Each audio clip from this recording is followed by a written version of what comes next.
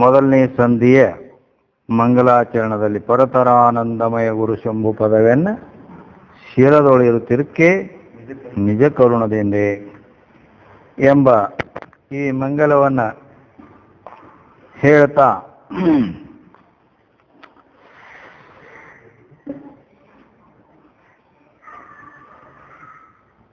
ಇಲ್ಲಿ ಗ್ರಂಥಕರ್ತರೇ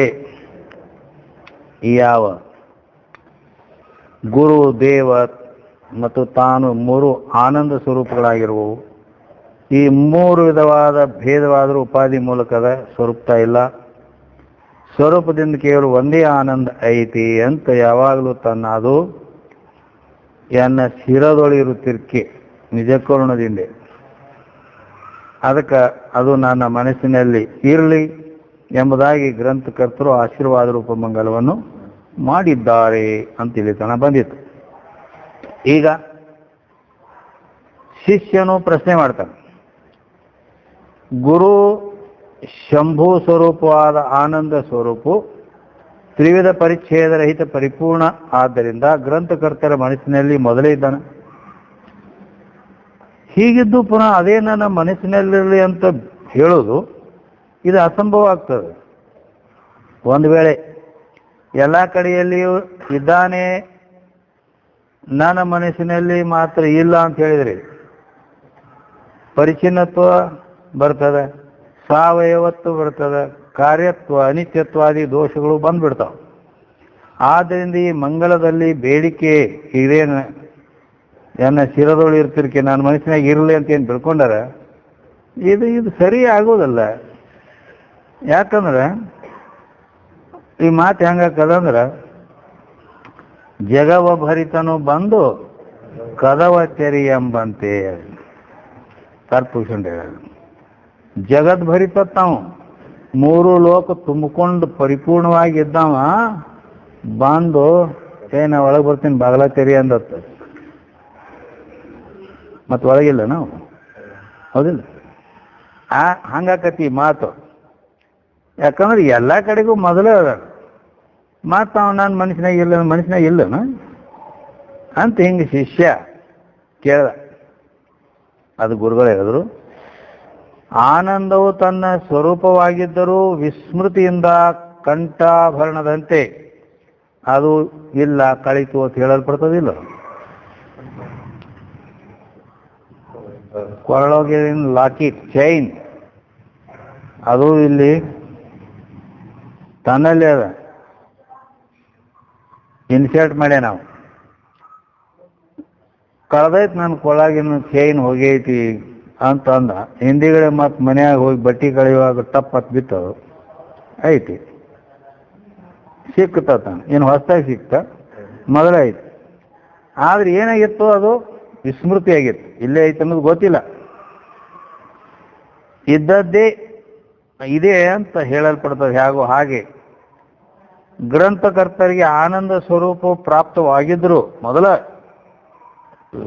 ಆತ್ಮ ಆನಂದ ಸ್ವರೂಪ ಅಂತ ಮೊದಲೇ ಅದನ್ನು ಅದು ಯಾವಾಗಲೂ ಗುರುಶಂಭುಲಿಂಗ ಇವರ ಕೃಪೆಯಿಂದ ಸ್ಮರಣ ರೂಪವಾಗಿ ಇರಲಿ, ನನಗೆ ಮತ್ತೆ ಹಂಗೆ ವಿಸ್ಮೃತಿ ಅದು ಆಗಬಾರ್ದು ಅನ್ನೋ ಉದ್ದೇಶದಿಂದ ಗ್ರಂಥಕರ್ತರ ಅಭಿಪ್ರಾಯ ಇದೆ. ಅಂದರೆ ವಿಸ್ಮೃತಿಯೇ ಬಂಧ ಅಂತ ಹೇಳಲ್ಪಡ್ತದೆ. ಮತ್ತಿನ್ನು ಸ್ಮೃತಿಯೇ ಮೋಕ್ಷ ಅಂದ್ರೆ ಮರೆದೊಡೆ ಜೀವಾತ್ಮ, ಅರಿದೊಡೆ ಪರಮಾತ್ಮ ಅಂತ ಹಿಂಗೆ ಹೇಳ್ಯಾರ. ಒಮ್ಮೆ ಮರಿತಾನು ಒಮ್ಮೆ ಅರಿತಾನು ಹಿಂಗೆ ಐತಲ್ಲ. ಅದಕ್ಕೆ ನನಗೆ ಒಮ್ಮೆ ಮರುವ ಆಗಲಾರದಂಗ ನೀ ಕೃಪೆ ಮಾಡು ಅಂತ ಹಿಂಗೆ ಕೇಳ್ಯಾರ ಅಂತ ಇಲ್ಲಿ ತಾತ್ಪರ್ಯ. ಅದಕ್ಕನ್ನ ಮೈತ್ರಾದೇವಿ ಕೂಡ ಸ್ಮೃತಿ ಮಾತ್ರದಿಂದ ಸಂಸ್ಮೃತಿ ಬಂದವಳಿದು ಅಂತ ಹೀಗೆ ಪರಮಾನುಭವಬೋಧಿಯಲ್ಲಿ ಕೂಡ ಮೈತ್ರಾದೇವಿ ಹೇಳಿದ್ದಾಳೆ. ಆದ್ದರಿಂದ ಈ ಅರ್ಥವನ್ನೇ ಪಂಚದಶಿಕಾರರು ಕೂಡ ಅಲ್ಲಿ ಹೇಳ್ಯಾರ. ಏನು ಅವಿಚಾರೇಣ ಕೃತೋ ಬಂಧ ವಿಚಾರೇಣ ಇವ ನಿವರ್ತತೆ. ಅದಕ್ಕೆ ನಮಗೆ ಬಂದದ್ದು ಅವಿಚಾರದಿಂದ ಬಂದದ್ದು, ಅದು ವಿಚಾರ ಮಾಡಿದಾಗ ಇಲ್ಲಕ್ಕ. ಈ ರೀತಿ ಮನೆಯೊಳಗೆ ಹುಗಿದಿಟ್ಟ ಧನ ಅದು ಮೇಲೆ ತಿರುಗಾಡ್ತಾನೆ ಮನ್ಕೋತಾನೆ ಕರೆ, ಆದ್ರೆ ಬಡತನದ ಗೋಳ ಐತಿ. ಹಾಗೆ ಯಾಕೆ ಹಂಗೆ ಯಾಕಾಯ್ತು ಗೊತ್ತಿಲ್ಲದಕ್ಕೆ, ಮರವಿ ಅಲ್ಲಿ ಇಲ್ಲ, ನೆನಪಿಲ್ಲ. ಹನುಮಂತನು ಸಣ್ಣಾಗಿರ್ತಾಗ ಕೆಂಪು ಹಿಂಗಿದು ಕಣನ ಸೂರ್ಯಾಗ ಹಾರಿದ್ದ ತಿಲ್ಲಿದು. ಸೂರ್ಯಾಗ ಅಟ್ಟು ಇದ್ರ ಅಲ್ಲಿ ಹಾರಿದವು. ಮತ್ತೇನು ಲಂಗಾಕ್ ಹಾರೋದಾಗುದಿಲ್ಲ? ಸೂರ್ಯ ಎಷ್ಟು ಯೋಜನೆ ದೂರದನು, ಆದ್ರೂ ನೀವು ಹಾರ್ತಿದ್ದ. ಹಾರೋದಂದ್ರೆ ಜಿಗಿಯುದು. ಆದ್ರೆ ಅವಗೊಂದು ಏನಿತ್ತು ಅಂದ್ರೆ ಸ್ಮರಣೆ. ಅದು ತನ್ನಿಂದ ತಾನೇ ನೆನಪಿಲ್ಲ, ನನ್ನಲ್ಲಿ ಇಂಥ ಸಾಮರ್ಥ್ಯ ಐತೆ ಅಂತೇಳಿ. ಅದಕ್ಕಾಗಿ ಇನ್ನು ಅಲ್ಲಿ ಲಂಕಾಕ ಯಾರು ಹೋಗವ್ರು, ಹೆಂಗೆ ಹೋಗವ್ರು ಅಷ್ಟು ದೂರ ಅಂತ ಹಿಂಗ ನನಗೂ ಆಗೋದಿಲ್ಲ ಕೂತಿದ್ದವ್. ಅವಾಗ ಜಾಂಬುವಂತ ನೆನಪು ಮಾಡಿಕೊಟ್ಟವ್, ನಿನ್ನಲ್ಲಿ ಸಾಮರ್ಥ್ಯ ಐತೆ ಹಂಗೆ, ನೀ ಸಣ್ಣಾಗಿರ್ತಾಗ ಹಿಂಗೆ ಈಗ ಹೋಗಿದ್ದಿತ್ತು, ಮತ್ತು ಇದನ್ನು ಜೀವದ ಏನು ಹೇಳ್ತಿ, ಇದನ್ನು ಹಾರಿ ಹೋಗ್ತೀಯ. ಆವಾಗ ಅವ್ನು ನೆನಪು ಮಾಡಿಕೊಟ್ಟು ಅಂತ ಹೇಳ್ಕೆ ಒಂದು ಪುಟಾಣಕ್ಕೆ ಹಾರಿ ಹೋಗಿಬಿಟ್ಟ. ಹೀಗೆ ತನ್ನ ಆನಂದ ಸ್ವರೂಪವು ಕೂಡ ಸ್ಮೃತಿ ಇಲ್ಲದ ಕಾರಣ ಭವದುಃಖ ಬಂದದ. ಹೀಗೆಂದು ಶ್ರುತಿಯನ್ನು ಉದಾಹರಿಸಿ ಹೇಳುತ್ತಾರೆ. ಆದ್ದರಿಂದ ಗ್ರಂಥಕರ್ತರು ಆನಂದ ಸ್ವರೂಪವು ಯಾವಾಗಲೂ ಸ್ಮರಣ ರೂಪದಿಂದ ನನ್ನಲ್ಲಿ ಇರಲಿ, ಆ ಆನಂದ ಸ್ವರೂಪ ಅನ್ನೋದು ನಾ ಮರೆವೆ ಆಗದಂತೆ ಇರಲಿ ಎಂಬುದೇ ಅವರ ಅಭಿಪ್ರಾಯವಿದೆ. ಹೀಗೆ ಗ್ರಂಥಕರ್ತರು ಮಂಗಲವನ್ನು ಮಾಡೋಣದರಿಂದ ಜೀವ ಬ್ರಹ್ಮರ ಅಭೇದವೇ ಈ ಗ್ರಂಥಕ್ಕೆ ವಿಷಯವೆಂದು, ಅತ್ಯಂತ ದುಃಖ ನಿವೃತ್ತಿ ಪರಮಾನಂದ ಪ್ರಾಪ್ತಿಯೇ ಈ ಗ್ರಂಥಕ್ಕೆ ಪ್ರಯೋಜನವೆಂದು ಅರ್ಥಾತ್ ಸೂಚನೆ ಮಾಡಿದಂಗಾಯ್ತು. ಯಾಕಂದ್ರೆ ಅನುಬಂಧ ಚತುಷ್ಟಯಗಳು ಬೇಕಲ್ಲ. ಆದ್ದರಿಂದ ಜಾತ್ಯಾದಿ ನಿರ್ಬಂಧವಿಲ್ಲದೆ ಸಾಧನ ಚತುಷ್ಟಯ ಸಂಪನ್ನನೇ ಬ್ರಹ್ಮಜ್ಞಾನಿಕ ಅಧಿಕಾರಿ ಎಂದು ಪ್ರತಿಪಾದಕ ಭಾವ ಸಂಬಂಧವೂ ಕೂಡ ಹೇಳದ ಆಯ್ತು. ಅಂದ್ರ ಅಧಿಕಾರಿ, ಸಂಬಂಧ, ವಿಷಯ, ಪ್ರಯೋಜನ 4 ಹೇಳ್ದಂಗಾತು. ಶಿಷ್ಯ ಕೇಳ್ತಾನೆ, ಗ್ರಂಥಕರ್ತರು ಸುಮ್ಮನೆ ಇಷ್ಟ ದೇವತಾರೂಪ ಮಂಗಲ ಮಾಡುವುದನ್ನು ಬಿಟ್ಟು ವಿಷಯ, ಪ್ರಯೋಜನ, ಅಧಿಕಾರಿ ಇವುಗಳನ್ನೆಲ್ಲ ಸಂಬಂಧ ಗರ್ಭೀಕರಿಸಿಕೊಂಡು ಮಂಗಲ ಮಾಡೋದು ಇದೇನು ಪ್ರಯೋಜನ?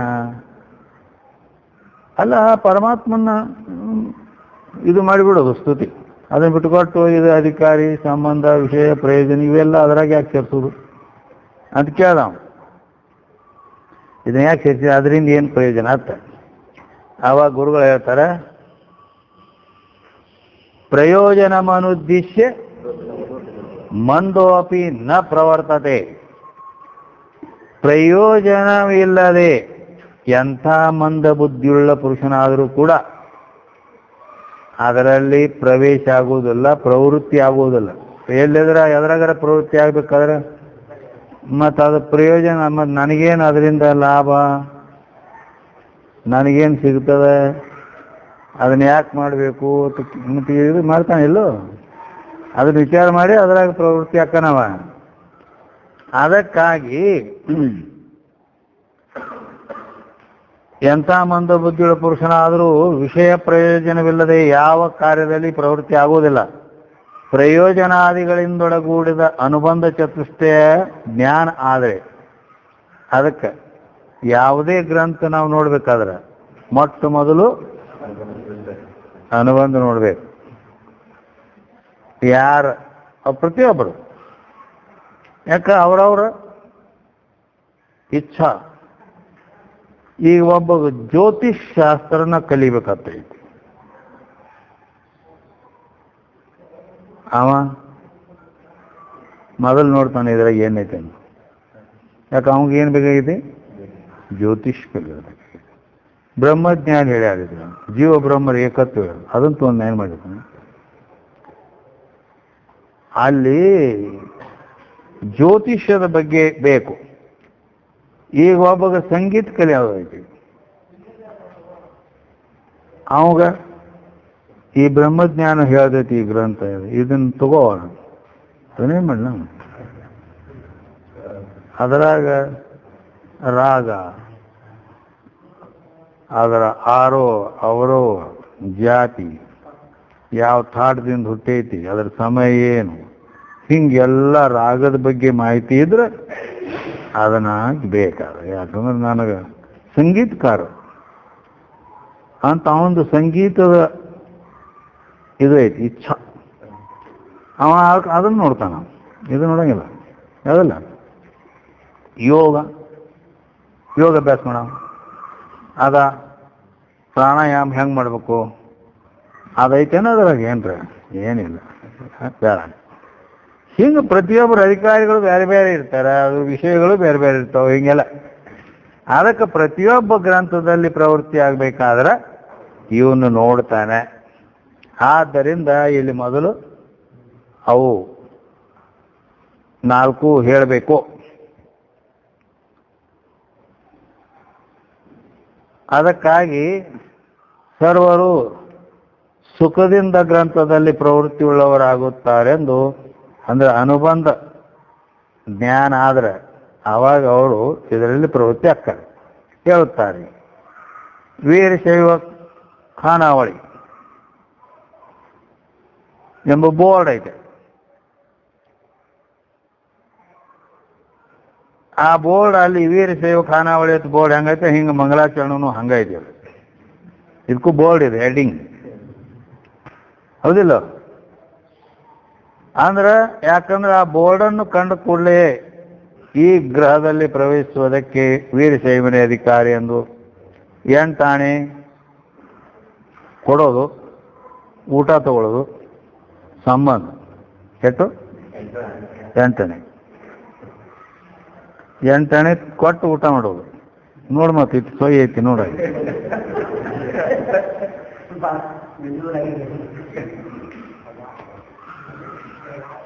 ಇದು ಸುಳ್ಳುನೂ ಅಲ್ಲ. ಯಾಕಂದ್ರ ಇವ್ರು ಬರ್ದದ್ದು ಅಲ್ಲ, ಇದೇನು ಬುದ್ಧಿ ಐತಿ ಇಲ್ಲ, ಹಿಂಗ್ಯಾಂಗ ಅದು 8ನೇದಾಗ ಹೆಂಗಾಕೈತಿ ಅಂದಿರ. ಇದು 1953ನೇ ಇಸ್ವಿಯಾಗ ಗ್ರಂಥ ತಯಾರಾಗೈತಿ. ಇದು ಯಾವಾಗ? 1953. ಆ ಎಳೆದಾಗ 8ನೇಕ ಫುಲ್ ಊಟ ಸಿಗ್ತಿತ್ತು. ಇಲ್ಲೆಲ್ಲ ಬಾಂಬೆದಾಗ ಸಹಿತ ಹೀಗೆ. ಅಂದ್ರೆ ಆ ಕಾಲದಲ್ಲಿ 100 ರೂಪಾಯಿಗೆ 1 ತೊಲಿ ಬಂಗಾರ. ಈಗ 15,000 ಐತಿ. ಎಷ್ಟು ಪಟ್ಟು ಆಯ್ತ? 18 ತಗೋ. ನಾ ಇನ್ನ ನಿದ್ದೆ ಇದ್ದಂಗೆ.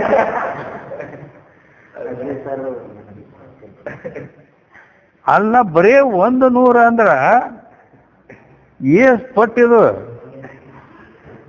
ಹಿಂಗದ.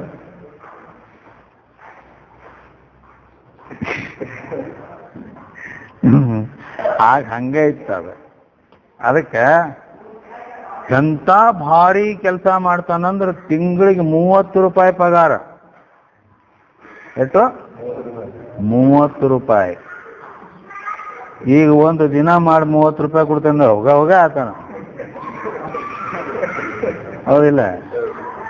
ಮತ್ ಅಂದ್ರೆ ಆಗ ಕಾಲ ಹಂಗಿತ್ತದು. ಆ ದೃಷ್ಟಿಯಿಂದ ಅವರು ಬರ್ದಾರ. ಅದಕ್ಕೆ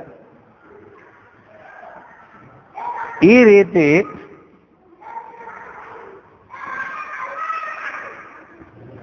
ಒಂಜಾರ ಬಿಡು ಒಂಜಾರ ಕೈ ಸಣ್ಣ ಬಿಡ ಅಂತ.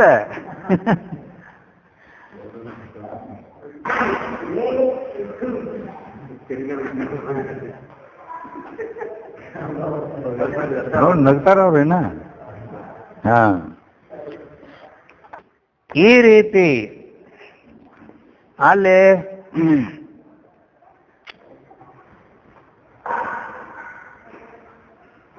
ಅಂತ ಬೋರ್ಡ್ ನೋಡೇ ಹೋಗ್ತಿದ್ದಾವ್, ಹೌದಿಲ್ಲ? ಯಾಕಂದ್ರೆ ಒಬ್ಬ ಅದನ್ನ ನೋಡ್ತಾನು, ಮತ್ತೊಬ್ಬ ಸ್ನೇಕ್ ಬಾರ್ ಆ ಬೋರ್ಡ್ ಎಲ್ಲಿ ಅದನ್ನ ನೋಡ್ತಾನವ. ಬಾರ್ ಅಂದ್ರೆ ಅಲ್ಲಿ ಎಲ್ಲ ಕುಡಿಯೋದು ಎಲ್ಲ ಎಲ್ಲ ಎಲ್ಲ ಸಿಗ್ಬೇಕಲ್ಲ ಅಲ್ಲಿ.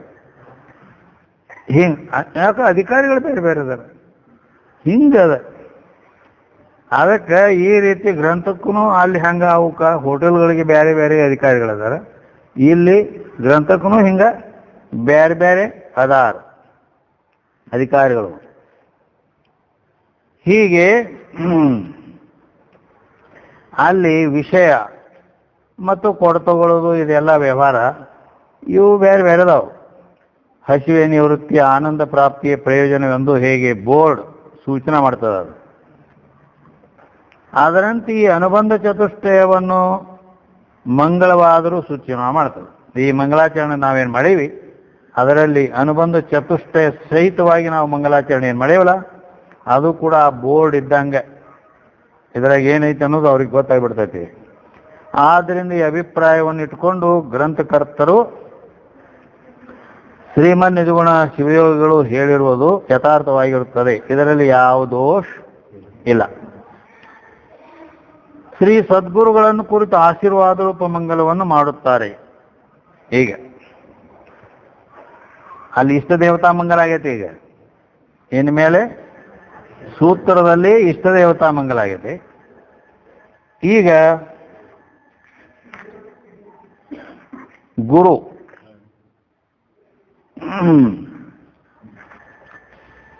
ಶ್ರೀ ಗುರುವೇ ನಿಜ ಸುಖದ ಸಾಗರವೇ ತೆರೆಮಸಗುತ ಆಗಳು ಬೆಳಗುತ್ತಿಯ ನಿನ್ನ ಕಡೆಗಣ್ಗಳೀಗೆ ಸಂತಸವನ ಕೆಳರ್ಗೆ. ಏನು ಪದಕ್ಷೇಪ ಮಾಡೋ ಜರುತ್ತಿಲ್ಲ, ಎಲ್ಲ ಐತೆ ಅದು. ಅಣಿಮಾದ್ಯಷ್ಟೈಶ್ವರ್ಯದಿಂದಲೂ ಬ್ರಹ್ಮ ವಿದ್ಯಾರೂಪ ಸಂಪತ್ತಿನಿಂದಲೂ ಯುಕ್ತನಾದ ಸದ್ಗುರುವೇ. ಶ್ರೀ ಗುರುವೇ ಅಂದ್ರೆ ಏನು? ಶ್ರೀ ಗುರುವೇ, ಶ್ರೀ ಅಂದ್ರೆ ಷಡ್ಗುಣ ಐಶ್ವರ್ಯ ಉಳ್ಳವ.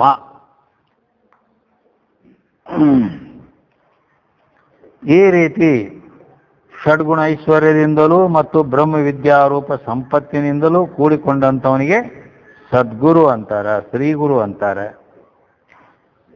ನಿನ್ನ ಸ್ವಕೀಯ ಆನಂದಮಯವಾದ ಸ್ವರೂಪವು ಹೇಗದ ಅಂತ ಕೇಳಿದ್ರೆ ಸಮುದ್ರ ಪ್ರಾಯವಾದ.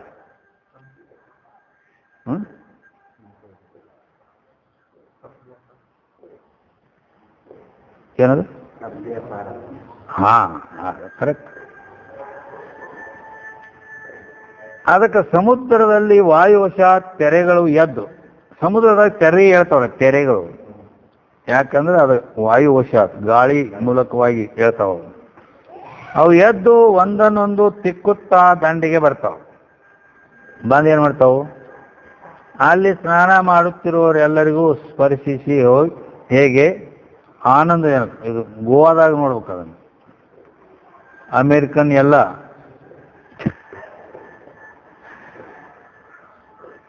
ಅಲ್ಲೇ ಬಿದ್ದಿರ್ತಾರ ಅವರು, ಚಡ್ಡಿ ಮೇಲೆ ಒಟ್ಟು ಹೆಣ್ಣು ಗಂಡು ಒಟ್ಟು ಆ ತೆರೆಗಳು ಬರ್ತಾವ. ತೆರೆಗಳು ಬಂದು ಹಿಂಗೆ ಬಂದು ಆತಲ್ಲಿ ನಗೋದು ಇದು ಮಾಡೋದು. ಹಿಂಗೆ ಅವ್ರು ನೋಡ್ಲಕ್ಕೆ ಇಲ್ಲಿ ಅವ್ರು ಹೋಗ್ತಾರೆ. ಏನು ಮಾಡ್ತೀವಿ?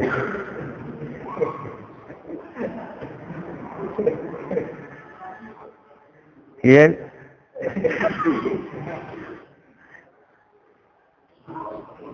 ಹಾ, ಅಂದ್ರೆ ವಶಾತ್ ತೆರೆಗಳು ಹೇಳ್ತಾವ. ಆನಂದಜನಕವಾಗುವ ಹಾಗೆ ಬ್ರಹ್ಮಾಕಾರ ವೃತ್ತಿ ರೂಪ ವಾಯುವಶದಿಂದ ಆನಂದ ರೂಪ ತೆರೆಗಳೆದ್ದು ಒಂದಕ್ಕಿಂತ ಒಂದು ಮುಂದೆ ಬಂದು ನಿನ್ನ ಕೃಪಾ ಕಟಾಕ್ಷ ರೂಪದಿಂದ ಹೊರಬಿದ್ದು ನಮ್ಮೆಲ್ಲರನ್ನು ಅವಲೋಕಿಸಿ, ಅಂದ್ರೆ ನೋಡಿ, ಭವತಾಪವನ್ನು ದೂರ ಮಾಡಿ ನಿಜಾನಂದವನ್ನುಂಟು ಮಾಡಲಿ, ಅಂದರೆ ಆವಿರ್ಭಾವ ಮಾಡಲಿ ಎಂದು ಇಲ್ಲಿ ಬೇಡಿಕೊಂಡಿದ್ದಾರೆ. ಆವಾಗ ಶಿಷ್ಯ ಅಂತಾನ, ಶ್ರೀ ಗುರುವೇ ಎಂಬ ಪದಕ್ಕೆ ಅಣಿಮಾದ್ಯಷ್ಟೈಶ್ವರ್ಯದಿಂದ ಬ್ರಹ್ಮ ವಿದ್ಯಾರೂಪ ಸಂಪತ್ತಿನಿಂದಲೂ ಕೂಡಿದವರೆಂದು ಅರ್ಥ ಮಾಡಿದರೆ ನೀವು ಆದರೆ ಗುರುಗಳಲ್ಲಿ ಐಶ್ವರ್ಯ ಎಲ್ಲಿ ನಮಗಂತೂ ಕಂಡ ಬಂದಿಲ್ಲ ಅವು. ಅಷ್ಟು ಐಶ್ವರ್ಯ ಅವರಲ್ಲಿ ಇರ್ತಾವು ಅಂತಂದ್ರೆ ನಾವು ರಗಡ ಮಂದಿ ಗುರುಗಳು ನೋಡೇವಿ, ಒಬ್ಬರಲ್ಲಿ ಇವು ಇಲ್ಲ ಅಲ್ಲ. ಮತ್ತು ಬ್ರಹ್ಮವಿದ್ಯಾ ಸಂಪತ್ತು ಅಂತ ಹೇಳಿದ್ರಿ, ಅದೂ ಬ್ರಹ್ಮವಿದ್ಯಾ ಅಂದ್ರೆ ಅದೊಂದು ಸಂಪತ್ತು ಅನ್ನೋದು ಮತ್ತು ನಾವು ಕೇಳೇ ಇಲ್ಲಿದ್ರು. ಮತ್ತು ತಾವು ಇದು ಹೇಳಿದ್ದು ನನಗೆ ಇದನ್ನು ಕೇಳಿ ನನಗೆ ಆಶ್ಚರ್ಯ ಅನಿಸ್ಲಾಕತೈತಿ ಅಂತ ಶಿಷ್ಯ ಅಂದ. ಅದಕ್ಕೆ ಗುರುಗಳು ಹೇಳ್ತಾರ, ಇದೇನು ಆಶ್ಚರ್ಯ ಅಲ್ಲಪ್ಪ. ಮತ್ತೇನಂದ್ರೆ ಗುರುಗಳು ಈಶ್ವರನ ಆತ್ಮರೂಪವಾಗಿರುವುದರಿಂದ ಈಶ್ವರನಲ್ಲಿದ್ದ ಅಣಿಮಾದಿಗಳು ಈತನವೇ ಆಗಿರುತ್ತವೆ. ಯಾಕಂದ್ರೆ ಆ ಪರಮಾತ್ಮನಿಗೆ ಬ್ಯಾರೆ ಇಲ್ಲಲ್ಲ ಇವ. ಆದ್ದರಿಂದ ಮತ್ತು ಆ ಪರಮಾತ್ಮನಿಗಿದ್ದ ಐಶ್ವರ್ಯ ಇವನಿಗೆ ಈಗೆಲ್ಲ ಜ್ಞಾನಿ ವಾಸ್ತವಿಕವಾಗಿ ನೋಡಿದ್ರೆ ಎಲ್ಲಿ ಏನೇನದ ಇಂದ್ರನು ದೇವತೆಗಳ ರಾಜನಾಗಿ ಅಲ್ಲಿ ಆನಂದವನ್ನು ಅನುಭವಿಸ್ತಾನೆ, ಮತ್ತು ಅವನ ದೇಹದಲ್ಲಿ ಆತ್ಮರೂಪದಿಂದ ನಾನು ಅದೇನೆ. ಹಿಂಗೆ ಎಲ್ಲ ಈಗ ಅಲ್ಲಿ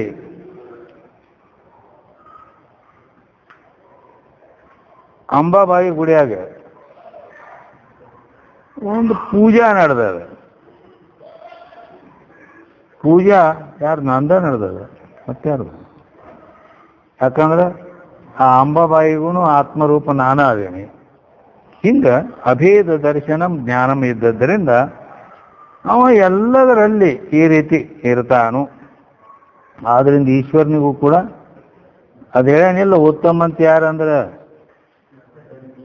ಜಗವೆಂದೊಡಂ ತಾನೇ ಜಗದೀಶ್ ಅಂದ್ರೆ ಏನು?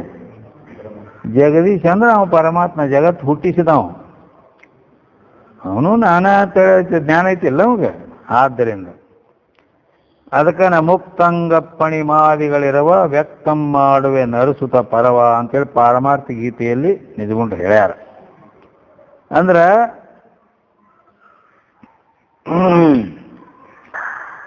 ಮುಕ್ತನಿಗೆ ಅಣಿಮಾದಿ ಸಿದ್ಧಿಗಳು ಕೂಡ ಅವು ಇರ್ತಾವು. ಅಲ್ಲದೆ ಭಗವದ್ಗೀತೆಯಲ್ಲಿ ಭಗವಂತ ಹೇಳ್ಯಾನ ಏನಂತ, ಉದಾರ ಸರ್ವ ಏವೈತೆ ಜ್ಞಾನಿ ತ್ವಾತ್ಮೈವ ಮೇ ಮತಂ ಅಂತ ಹೇಳ್ಕೊಂಬಂದ. ಉದಾರ ಸರ್ವ ಏವೈತೆ ಜ್ಞಾನಿ ತ್ವಾತ್ಮೈವ ಮೇ ಮತಂ, ಅವ ನನ್ನ ಆತ್ಮಸ್ವರೂಪವೇ ಅದಾನು ಅಂತ ಹೇಳ್ಯಾನ. ಎಲ್ಲಿ 7ನೇ ಅಧ್ಯಾಯದ 18ನೇ ಶ್ಲೋಕದೊಳಗೆ. ಆದ್ದರಿಂದ ಜ್ಞಾನಿ ನನ್ನ ಆತ್ಮನೇ ಇದ್ದಾನೆಂದು ತಿಳಿ.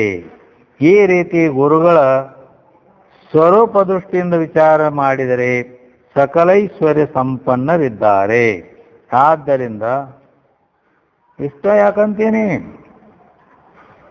ಒಮ್ಮೆ ಅಲೆಕ್ಸಾಂಡರ್ ಗೊತ್ತಿಲ್ಲ,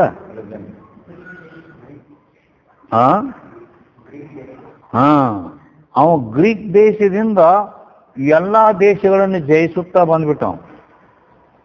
ಇಡೀ ಜಗತ್ತನ್ನು ಜಯಿಸ್ಬೇಕಂತ ಎಷ್ಟೋ ದೇಶಗಳನ್ನು ಗೆದಿತಾ ನಮ್ಮ ಇಂಡಿಯಾಕ್ಕೆ ಬಂದವ. ಇಲ್ಲಿ ಬಂದನು ಇದನ್ನು ಸ್ವಾಧೀನ ಮಾಡ್ಕೊಂಡವ. ಆವಾಗ ಅವನ ಗುರು ಸಾಕ್ರೆಟಿಸ್ ಅವಾಗ ತಿಳಿಸಿದ, ನಾ ಈಗ ಈ ಭಾರತ ದೇಶ ಜಯಿಸೀನಿ, ಇಲ್ಲಿದೆ ನಿನಗೇನಾರು ಬೇಕಾದ್ರೆ ಹೇಳಿ, ಇನ್ನು ಬರಾಕ್ ತೊಗೊಂಡ್ಬರ್ತೀನಿ ಅಂತ. ಆವಾಗ ಅವನು ಹೇಳಿ ಕಳಿಸಿದ,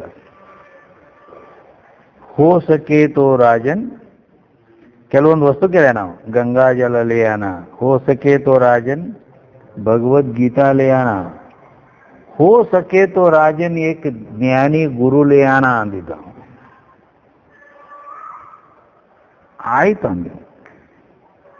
ಅಲ್ಲಿಂದ ಇಲ್ಲಿ ಯಾವಾಗ ನಾವು ಜ್ಞಾನಿ ಜರ ನೋಡ್ರಿ ಅಂತ ಹುಡ್ಕ್ಯಾಡಕತ್ತಿದ್ರು. ಇವ ಒಬ್ಬ ಮಹಾತ್ಮ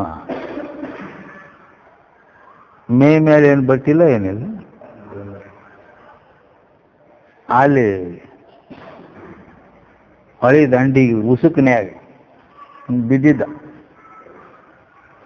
ಮುಂಜಾನೆ ಎಳಿ ಬಿಸಿಲಿಗೆ ಅವ್ರು ನೋಡ್ಕೊಂಡು ಎಲ್ಲ ಕೇಳಿದ್ರು, ಏನಿದಾನ ಕೇಳಿದ್ರು ಅವರು. ಅಲ್ಲಿಂದ ಅವ್ರ ಸಿಪಾಯಿಗಳು ಬಂದು ನೋಡಿದ್ರು, ಇವಜ್ಞಾನಿ ಇಂಥವ ಮೇಲೆ ಬಟ್ಟಿಲ್ಲ ಏನಿಲ್ಲ, ಮತ್ತೇನು ಇವನು ಗಡ್ಡ ನೋಡಿ, ಇವನು ಮೀಸಿ ನೋಡಿ, ಮತ್ತು ಏನು ಹಿಂಗೆ ಬಿದ್ದ ನೀವು. ಆಮೇಲೆ ಅವ್ನು ಹೇಳಿದ್ರು, ನಮ್ಮ ರಾಜ ನಿನ್ನ ಕರ್ದಾನ ಬಾ. ಆಮೇಲೆ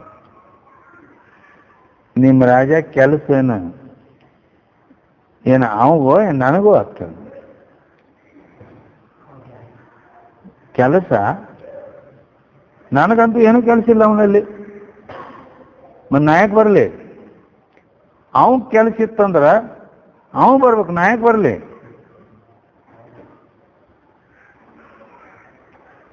ಅವಂಗೇನು ಅವಶ್ಯಕತೆ ಇದ್ರೆ ಅವಂಗ ಬಾ, ನಾ ಬರೋದಿಲ್ಲ ಅಂದ. ಅವ್ರು ಹೋಗಿ ಹೇಳಿದ್ರು, ಅವ್ನು ಹಿಂಗೆ ಹೇಳಿದ ಕೂಡಲೇನ ಅವ್ನು ಹಿಂಗೆ ತಾನ್ರಿ, ಮತ್ತೇನು ನೀವು ಹೋಗ್ಬೇಕಲ್ಲೇ. ಹಿಂಗೆ ಬಂದ ಅವನು ಏನು ಭಾರಿ ದೊಡ್ಡ ಮಹಾತ್ಮ ಇರ್ಬೇಕಂತ ತಿಳ್ಕೊಂಡ ಬಂದ. ನೋಡ್ತಾನ, ಇವನ ಅಂದ. ಯಾಕಂದ್ರೆ ಅವನು ದೊಡ್ಡ ಸಿಂಹಾಸನ ಮೇಲೆ ಕೂತು ಹಿಂಗೆಲ್ಲ ಆಡಂಬರದೊಳಗೆ ಇರ್ಬೇಕಂತ ನೀವು ತಿಳ್ಕೊಂಡಿದ್ದ. ಹೌದ್ರಿ ಇವನ. ನಾನು ಅಲ್ಲಿಂದ ಬಂದು ಅವನು ಹೇಳ್ದ, ಅಲ್ಲಪ್ಪ ಇಂಥ ಸ್ಥಿತಿಯೊಳಗೆ ಈ ದೇಶದಾಗ ಯಾಕೆ ಇರ್ತೀನಿ? ತಿಲ್ಲಾಕಿಲ್ಲ, ಉಳ್ಳಾಕಿಲ್ಲ, ಬೇಡ್ಕೊಂಡು ತಿನ್ನೋದು, ಅರಿವಿಲ್ಲ, ಇದು ಇಲ್ಲ, ಇರ್ಲಾಕ ಏನು ವ್ಯವಸ್ಥೆ ಇಲ್ಲ. ಇಂಥ ಪರಿಸ್ಥಿತಿ ಇಲ್ಲಿ ಯಾಕೆ ಇರ್ತಿ? ನಮ್ಮ ದೇಶಕ್ಕೆ ನಡಿ, ನೀನು ಕರ್ಕೊಂಡು ಹೋಗ್ತೀನಿ ನಾನು. ಬರಂಗಿಲ್ಲ ಇಲ್ಲ, ನಾ ಯಾರು ಗೊತ್ತೈತೆ ನಿನ್ಗನ್ನು? ನೀ ಯಾರಿದ್ರೆ ಏನನ್ನು? ಅಲ್ಲ, ನಾ ಒಂದು ದೇಶದ ರಾಜ ಅಲ್ಲ, ಇಂಥವು ಎಷ್ಟೋ ದೇಶದ ರಾಜ ಅದೇನ. ಮತ್ತೆ ನೀನು ಭಿಕಾರಿಯಾಗಿ ಇಲ್ಲಿ ಹಿಂಗೆ ಜೀವನ ಕರಿತಿ, ನಾ ಬಾ ಅಂತ ನಾ ಕರಿತೀನಿ, ಮತ್ತೆ ಒಲ್ಲೆ ಅಂತ ಏನು ಹೇಳ್ಬೇಕು ನಿನಗೆ? ನೀ ರಾಜ, ನಾ ಭಿಕಾರಿ, ಹಿಂಗಲ್ಲ. ನೀ ತಪ್ಪು ತಿಳ್ಕೊಂಡಿ ಅನ್ನೋ. ಹೆಂಗ ತಪ್ಪು ತಿಳ್ಕೊಂಡಿ ಅಂದ್ರೆ,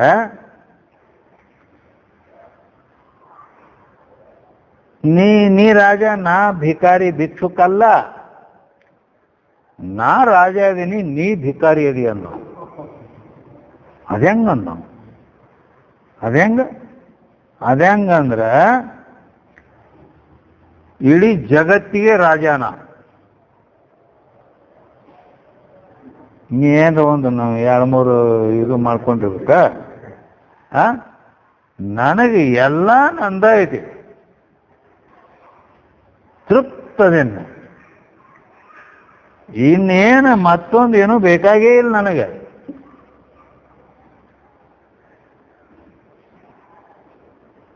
ಪ್ರಫುಲ್ಲಿತ ಆನಂದದಾಗ ನಾ ಯಾವಾಗಲೂ ಅದೇನು. ಯಾಕಂದ್ರೆ ನನಗೇನು ಕಡಿಮೆನೇ ಇಲ್ಲ, ಇದು ಬೇಕನ್ನೋದೇ ಇಲ್ಲ. ಆತ್ಮಾನಂ ಚೇದ್ ವಿಜಾನಿಯಾದಯಮಸ್ಮೀತಿ ಪುರುಷ ಕಿಮಿಚ್ಛನ್. ಏನು ಇಚ್ಛೆ ಮಾಡ್ತಾನವ? ಕಸ್ಯ ಕಾಮಾಯ ಶರೀರ ಮನು ಸಂಜ್ವಲಿತಂತ ಯಜುರ್ವೇದದ ಬೃಹದಾರಣ್ಯಕ ಉಪನಿಷತ್ತು ಹೇಳ್ತದೆ. ಆ ರೀತಿ ಭಗವದ್ಗೀತೆಯಲ್ಲೂ ಕೂಡ ಹೇಳ್ಯಾರ, ಪ್ರಜಹಾತಿ ಯದಾ ಕಾಮಾನ್ ಸರ್ವಾನ್ ಪಾರ್ಥ ಮನೋಗತಾನ್ ಆತ್ಮನ್ನೇವ ಆತ್ಮನ ತುಷ್ಟ ಸ್ಥಿತ ಪ್ರಜ್ಞಸ್ತದೋಚ್ಯತೆ ಅಂತ 2ನೇ ಅಧ್ಯಾಯದಾಗ. ಅದಕ್ಕೆ ಈ ರೀತಿ ಸರ್ವಾನ್ ಕಾಮಾನ್ ಜಹಾತಿ ಕಥಂ ಪ್ರಜಹಾತಿ ಅತ್ಯಂತ ಏನು ಉಳಿಲಾರ್ದಂಗ ಕಾಮನೆಗಳೆಲ್ಲ ಹೋಗ್ಬಿಟ್ಟಾವ. ಆದ್ದರಿಂದ ನಾ ರಾಜ ಅದೇನಿ, ನೀ ಭಿಕಾರಿ. ಯಾಕಂದ್ರ ನಿನಗಿನ್ನ ಬರೀ ಬೇಡ್ಕೋತ ತಿರುಗಾಡೋದೈತಿ. ಆ ರಾಜ ಈ ರಾಜ ಹಿಂಗತಿ ನಿನಗಿನ್ನ ಎಲ್ಲಿ ಇನ್ನೂ ಸಾಕ ಆಗಿಲ್ಲ. ಆದ್ರಿಂದ ನಿನ್ನಂಥವ್ರು ಬೇಕಾದವ್ರು ಬಂದ್ರು ನಡಿ ಹೋಗ. ಅವಾಗ ಅವ ಅಂದ, ಏನಪ್ಪ ಇದು? ಅದಕ್ಕೆ ಒಂದು ಉದಾಹರಣೆ ಹೇಳ್ದವ, ನೀ ಹೊರಗೆ ಮಂದಿಗೆ ನೋಡ್ಲಾಕ ರಾಜ ಅದೀನಿ, ನೀನ್ ನೋಡೋಣ ರಾಜ ಅದಾನು ಅಂತ ಮಂದಿ ಅಂತಾರ. ಆದ್ರೆ ಒಳಗೆ ನೋಡಿದ್ರೆ ನೀ ಭಿಕಾರಿ ಅದಿ, ಇನ್ನ ಬಡ್ಕೋತಿ ಬರೀ ಒಂದು ಸಾವನ್. ಮತ್ತ ನಾ ಹೊರಗೆ ನೋಡ್ಲಾಕ ನಿನ್ನ ಕಣ್ಣಿಗೆ ಭಿಕಾರಿ ಕಾಣ್ತೇನೆ, ಭಿಕ್ಷುಕ ಕಾಣ್ತೇನೆ. ಆದ್ರೆ ಒಳಗೆ ನಾ ರಾಜ ಅದೇನಿ, ನೀ ಭಿಕಾರಿ. ಈಗ ಒಳಗಿನ ಮಗ್ಗಲ್ ನೋಡ್ನೇ ಅದ ಅಂದವ್. ಆದ್ದರಿಂದ ಈ ರೀತಿ ಅವಾಗ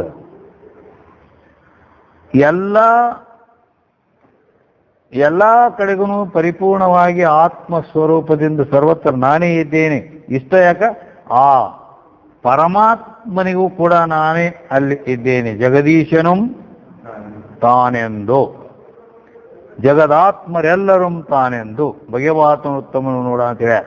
ಆದ್ದರಿಂದ ಈ ರೀತಿ ಅವ ಸೈಕಲೈಶ್ವರ್ಯ ಸಂಪನ್ನ ಆಗಿದ್ದಾನೆ.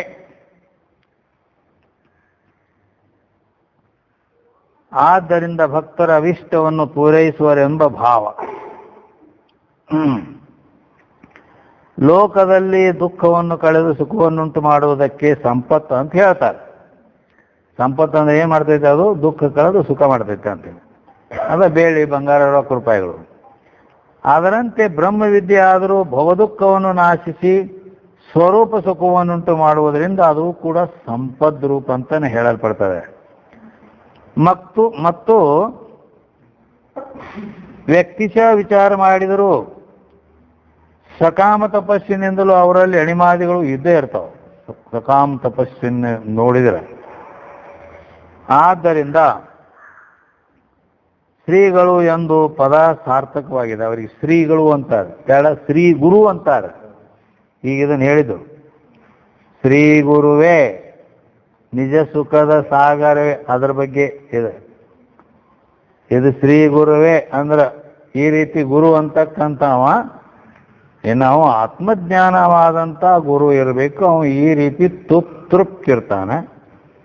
ಮತ್ತಿನ್ನು ಅದು ಇಲ್ಲದವರು ಇರ್ತಾರೆ, ಅವರಿಗೆ ಮತ್ತ ಆ ರೀತಿ ಈಗ ಇಲ್ಲಿ ಹೇಳಿದ ಇದು ಒಳಗೆ ಅವರಿಗೆ ಪರಮ ಶಾಂತಿ ಅನ್ನೋದು ಇರೋದಿಲ್ಲ. ಇಷ್ಟೇ.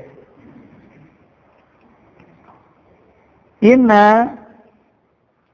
ನಿಜ ಸುಖದ ಸಾಗರವೇ ಅಂದಾರಲ್ಲ, ಅದ್ರ ಬಗ್ಗೆ ಹೇಳ್ತಾರೆ. ಶಿಷ್ಯ ಕೇಳ್ತಾನೆ, ಇಂದ್ರಿಯ ಮತ್ತು ವಿಷಯ ಇವುಗಳ ಸಂಯೋಗದಿಂದ ಜನ್ಯವಾದ ಆನಂದ ಲೋಕದಲ್ಲಿ ನಮ್ಮ ಅನುಭವಕ್ಕೆ ಬರ್ತಾವ. ಇಂದ್ರಿಯ ವಿಷಯಗಳ ಸಂಯೋಗ ಆಗಿ ಏನು ಸುಖ ಅನಿಸ್ತೈತಲ್ಲ, ಅವು ನಮ್ಮ ಅನುಭವಕ್ಕೆ ಬರ್ತಾವ. ಇದು ಸುಖ ಅಂತೇಳಿ. ಹೀಗಿದ್ದು ಗುರುಗಳು ನಿಜ ಸುಖದಲ್ಲಿ ಅದಾರಂದ ನಿಜ ಸುಖದ ಸಾಗರವೇ ಅಂತ ಇಲ್ಲಿ ಕರ್ದಾರ. ನಿಜಗುಂಟು ಆ ಗುರುಗೆ ಏನಂದಾರ? ನಿಜ ಸುಖದ ಸಾಗರವೇ ಅಂದಾರ. ಮತ್ತ ಸುಖ ಅಂತೂ ಇಂದ್ರಿಯ ಸಂಯೋಗ ಮೂಲಕವಾಗಿ ಆಗುವುದರ ಸುಖ. ಮತ್ತೆ ಇದು ಅವನಲ್ಲೆಲ್ಲ ಹಿಂಗೇನು ನಮ್ಗೇನು ಕಂಡು ಬರುವುದಿಲ್ಲ ಅಂತೇಳಿ ಶಿಷ್ಯ ಕೇಳಿದರೆ, ಅದಕ್ಕೆ ಮತ್ತು ಆ ಗುರು ನಿಜ ಸುಖದ ಸಾಗರ್ ಹೆಂಗದಾನವ ಅಂತ ಕೇಳಿದ್ರೆ, ಅದಕ್ಕೆ ಗುರು ಹೇಳ್ತಾರ, ಎಲ್ಲೋ ಮಗುವೆ, ಯಾಕಂದ್ರೆ ಮಳ ಕೂಸೈತಿ ಇನ್ನ ಅದು. ಮತ್ತೆ ಹಿಂಗೆ ಕೇಳ್ತಾನಂದ್ರೆ ಮತ್ತೆ ಮಳ ಕೂಸನ ಹೌದಿಲ್ಲ. ಯಾಕಂದ್ರೆ ಅಲ್ಪ ವಯಸ್ಕರಂ ಬಾಲ. ಮತ್ತು ಶಾಸ್ತ್ರಾರ್ಥ ಸಂಸ್ಕಾರ ಶೂನ್ಯ ಈ ದೃಷ್ಟಿಯಿಂದ ಬಾಲ. ಬಾಲನ ಹಿಂದಿನ ಎಮ್ಮಿ ಬಾಲ ಅಲ್ಲ, ಮತ್ತೆ ಬಾಲ ಅಂದ್ರೆ ಬಾಲಕ, ಸಣ್ಣ ಹುಡುಗ. ಹೀಗೆ ಶಾಸ್ತ್ರಾರ್ಥ ಸಂಸ್ಕಾರ ಇಲ್ಲದವನ ಅದಾನ, ಅದೆಲ್ಲ ಮೀಸಿ ಬಿಳಿ ಬಂದವ ಕರೆ. ಆ ನಿಜ ಸುಖವು ಈಗಲೇ ನಿನ್ನ ಅನುಭವಕ್ಕೆ ಬರುವುದಿಲ್ಲಪ್ಪ. ನಿಜ ಸುಖ ಅನ್ನೋದು ಗುರುಗಳಿಗೆ ಇದ್ದ ನಿಜ ಸುಖ ಅದೇ ಹಂಗ ಅಂತಂದ್ರೆ ಅದು ನಿನ್ನ ಅನುಭವಕ್ಕೆ ಹೆಂಗೆ ಬರ್ತೈತೆ? ಅದು ಬರುವುದಿಲ್ಲ. ಅದರ ಅನುಭವ ಆಗಲಾರದೆ ನೀನು ಗುರು ರೂಪನಾಗಬೇಕು. ನೀನು ಗುರು ರೂಪನಾದಾಗ ಅವಾಗ ಗೊತ್ತಾಗ್ತದೆ. ಗೊತ್ತಿಲ್ಲಕ್ಕೆ ಹಂಗಾಕ. ಶಿವಕುಮಾರ್ ಸ್ವಾಮಿಗಳು ಒಂದು ಕತೆ ಹೇಳ್ತಿದ್ರು. ಏನ್ ಕತೆ ಹೇಳ್ತಿದ್ರು ಅಂದ್ರ, ಅಕ್ಕನ ಲಗ್ನ ಆಯ್ತತ್ತ, ಗಂಡನ ಮನೆಗೆ ಕಳಿಸಿದ್ರು. ಹೋಗಾಗ ಒಂದು ಹುಡುಗಿಯನ್ನು ಸಂಗಡ ಕಳಿಸ್ತಾರೆ. ಆಕೆ ತಂಗಿ ಹಾಳು ಹೋಗಿ ಅಲ್ಲಿಂದ ಮುಂದೆ ಅಲ್ಲೇ ಗಂಡನ ಮನೆಗೆ ಇದ್ಮೇಲೆ ಅದು ಇದು ಸಣ್ಣ ಹುಡುಗಿ ಮಲ್ಕೋತಿತ್ತು. ಈಕೆಗೆ ನಿದ್ದೆ ಹತ್ತದ ಮೇಲೆ ಆಕೆ ಎದ್ದು ಹೋಗ್ಬಿಡ್ತೇವೆ. ಈಕೆಗೆ ರಾತ್ರಿ ಎಚ್ಚರಿಕೆ ಆತ.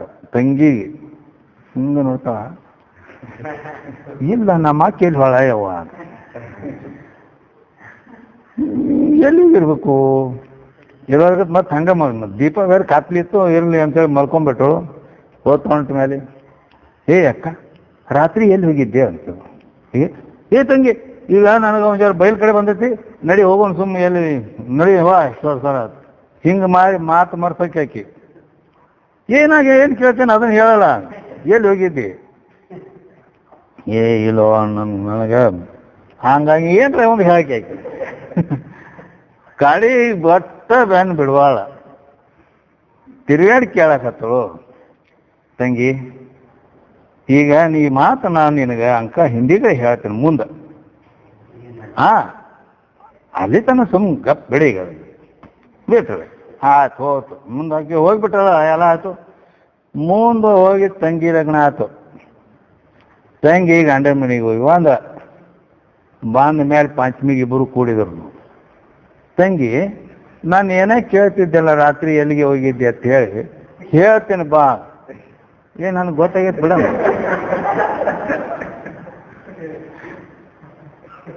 ನನಗೆ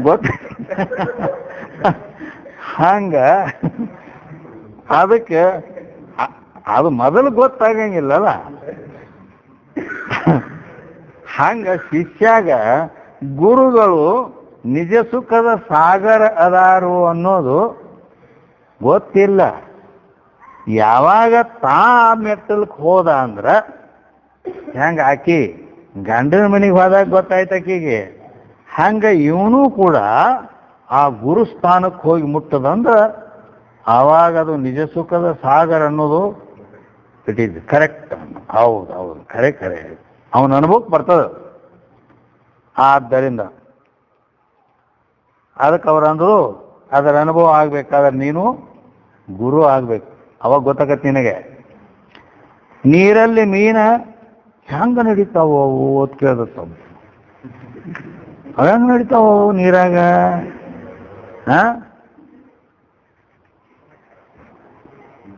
ಮತ್ತ ಅವಕೂರ್ನ ತಿಳ್ಕೋಬೇಕಾದ್ರ ಮತ್ ಇವನು ನೀರಾಗ ಈಸಿದಾಗ ಗೊತ್ತಾಗೋದಲ್ಲ, ಹೌದಿಲ್ಲ? ಮತ್ತ ಆದ್ದರಿಂದ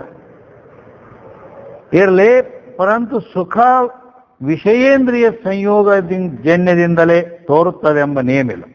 ಅವನು ಶಿಷ್ಯ ಅಂದಿದ್ದಲ್ಲ, ವಿಷಯ ಇಂದ್ರಿಯಗಳ ಸಂಯೋಗ ಮೂಲಕವಾಗಿನ ಸುಖ ಆಕತಿ. ಇಂಥ ಸುಖ ಮತ್ತು ಅಲ್ಲಿ ಇವರು ನಮ್ಮ ಗುರುಗಳರ ಸನ್ಯಾಸಿದರು, ಮತ್ತು ಅವ್ರಿಗೆ ಯಾರು ಗೊತ್ತಿಲ್ಲ, ಮತ್ತು ಇವರೆಲ್ಲಿ ಆ ಸುಖರಾಗದಾರು ಅಂತ ಹಿಂಗೆ ಕೇಳ್ಯ ನಾವು. ಅದಕ್ಕಾಗಿ ಅವ್ರು ಹೇಳಿದ್ರು ಹಿಂಗೇ ನೇಮ್ ಇಲ್ಲ, ಅದು ಇಂದ್ರಿಯ ವಿಷಯ ಸಂಯೋಗ ಆದಾಗ ಸುಖ ಆಕತ್ತೆ, ಹಿಂಗೇನಿಲ್ಲ. ಕಿಂತು ದುಃಖವಾದರೂ ತೋರಬಹುದು. ಹೌದಿಲ್ಲ? ಮತ್ತು ಅದರಿಂದ ಯಾಕೆ ಇಂದ್ರಿಯ ವಿಷಯ ಸಂಯೋಗದಿಂದ ದುಃಖ ಆಗುದಿಲ್ಲನ? ಆಕತಿ.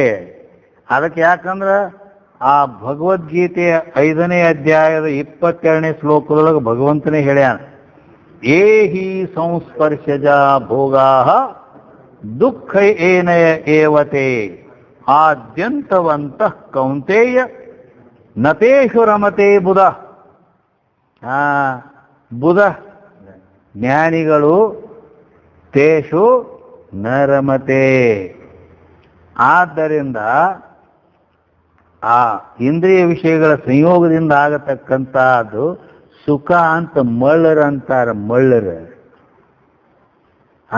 ಅದರಲ್ಲಿ ಎಷ್ಟು ದುಃಖ ಐತೆ ಅವ್ರಿಗೇನು ಗೊತ್ತು. ಆದ್ದರಿಂದ ದುಃಖ ಏನಯ ಏವತೆ, ದುಃಖ ಯೋನಯ ಏವತೆ ಅಂತಾರೆ. ಅದು ದುಃಖವನ್ನೇ ಉಂಟು ಮಾಡ್ತಾರೆ. ಅದಕ್ಕೆ ಸುಷುಪ್ತಿಯಲ್ಲಿ ನಿನಗೆ ಯಾವ ಸುಖ ಉಂಟು? ನಿದ್ದೆ ಹತ್ತಿದಾಗ ಏನು ಸುಖ ಆಗೈತೆ? ಅದು ಯಾವ ಇಂದ್ರಿಯ ವಿಷಯ ಜನ್ಯ ಐತೆ ಅನ್ನೋದ? ಯಾವ ವಿಷಯ ಐತೆ ಅಲ್ಲಿ? ಅವು ಯಾವ ಇಂದ್ರಿಯ ಸಂಪರ್ಕ ಆಗಿ ಆ ಸುಖ ಆಗೈತಿ? ಅಲ್ಲಿ ವಿಷಯನೂ ಇಲ್ಲ, ಇಂದ್ರಿಯ ಸಂಯೋಗನೂ ಇಲ್ಲ, ಆದ್ರೆ ಸುಖ ಆಗಿದೆ. ಅದು ನಿನ್ನ ಸ್ವಕೀಯ ನಿರ್ವಿಷಯವಾದ ಆನಂದವಾಗಿರುತ್ತದೆ. ಅಂದ್ರೆ ಆತ್ಮಸ್ವರೂಪದ ಆನಂದ ಅದು ಸುಷುಪ್ತಿಯಲ್ಲಿ ತೋರೋದು. ನೀನು ಸುಷುಪ್ತಿಯಲ್ಲಿ ಆವರಣ ಸಮೇತವಾದ ಸುಖರೂಪನಾಗಿ ಹೇಗಿರುವೆಯೋ ಹಾಗೆ ಗುರುಗಳು ಜಾಗೃತದಲ್ಲಿ ನಿರಾವರಣ ನಿಜ ಸುಖರೂಪರಾಗಿರುತ್ತಾರೆ ಅಂತ ತಿಳ್ಕೋಬೇಕು. ಅದಕ್ಕೆ ನಿಜಗುಂಡ್ರು ಅಜ್ಞರಿಗೆ ನಿದ್ರೆಯಲ್ಲಿ, ಸುಜ್ಞರಿಗೆ ಸಮಾಧಿಯಲ್ಲಿ ಸುಖವಾಗುತ್ತದೆ ಅಂತ ಹೇಳ್ಯಾರ. ಅದಕ್ಕೆ ಅಜ್ಞರಿಗೆ ನಿದ್ರೆಯಲ್ಲಿ ಸ್ವರೂಪ ಸುಖ ಪ್ರತೀತಿ ಆಗ್ತೈತಿ. ಯಾಕ ವಿಷಯ ಅಲ್ಲಿ ಇಲ್ಲ, ಆದರೂ ಸುಖ ಆಗೈತಿ. ಇದರ ಮೇಲಿಂದ ಆತ್ಮ ಅದಾನು, ಆದ್ದರಿಂದ ಆತ್ಮ ಆನಂದ ಸ್ವರೂಪದಾನು. ಸುಜ್ಞರಿಗೆ ಅಂದ್ರೆ ಸಮಾಧಿ ಅನುಭವ ಇವಂಗಿಲ್ಲ, ಆದ್ದರಿಂದ ನಿದ್ರಿ ಅನುಭವ ಕೊಟ್ರಿ. ಹೇಗೆ ಶಿಷ್ಯ ಅಂತ ಹೇಳಿದ್ರು, ಅವಾಗ ಶಿಷ್ಯ ಅಂತಾನ. ಹಾಗಾದ್ರೆ ಗುರುಗಳು ಕೃಪಾ ಕಟಾಕ್ಷದಲ್ಲಿ ಅನ್ಯರ ದುಃಖವನ್ನು ಕಳೆಯುವ ಸುಖವನ್ನು ಉಂಟು ಮಾಡುವ ಶಕ್ತಿ ಐತಿ ಏನವರಿಗಿಂತ? ಅದು ಗುರುಗಳು ತಮ್ಮ ಕೃಪಾ ಕಟಾಕ್ಷವನ್ನು ಬೀರಿ ಮತ್ತೊಬ್ಬರ ದುಃಖವನ್ನು ಕಳೆದು ಸುಖವನ್ನುಂಟು ಮಾಡುವ ಶಕ್ತಿ ಗುರುಗಳಿಗೆ ಐತೇನು ಅಂತ ಕೇಳ್ಯಾನ. ಅದಕ್ಕೆ ಗುರುಗಳು ಹೇಳ್ತಾರೆ, ದೃಷ್ಟಿಯಲ್ಲಿ ಇಂಥ ಸಾಮರ್ಥ್ಯ ಐತಿ.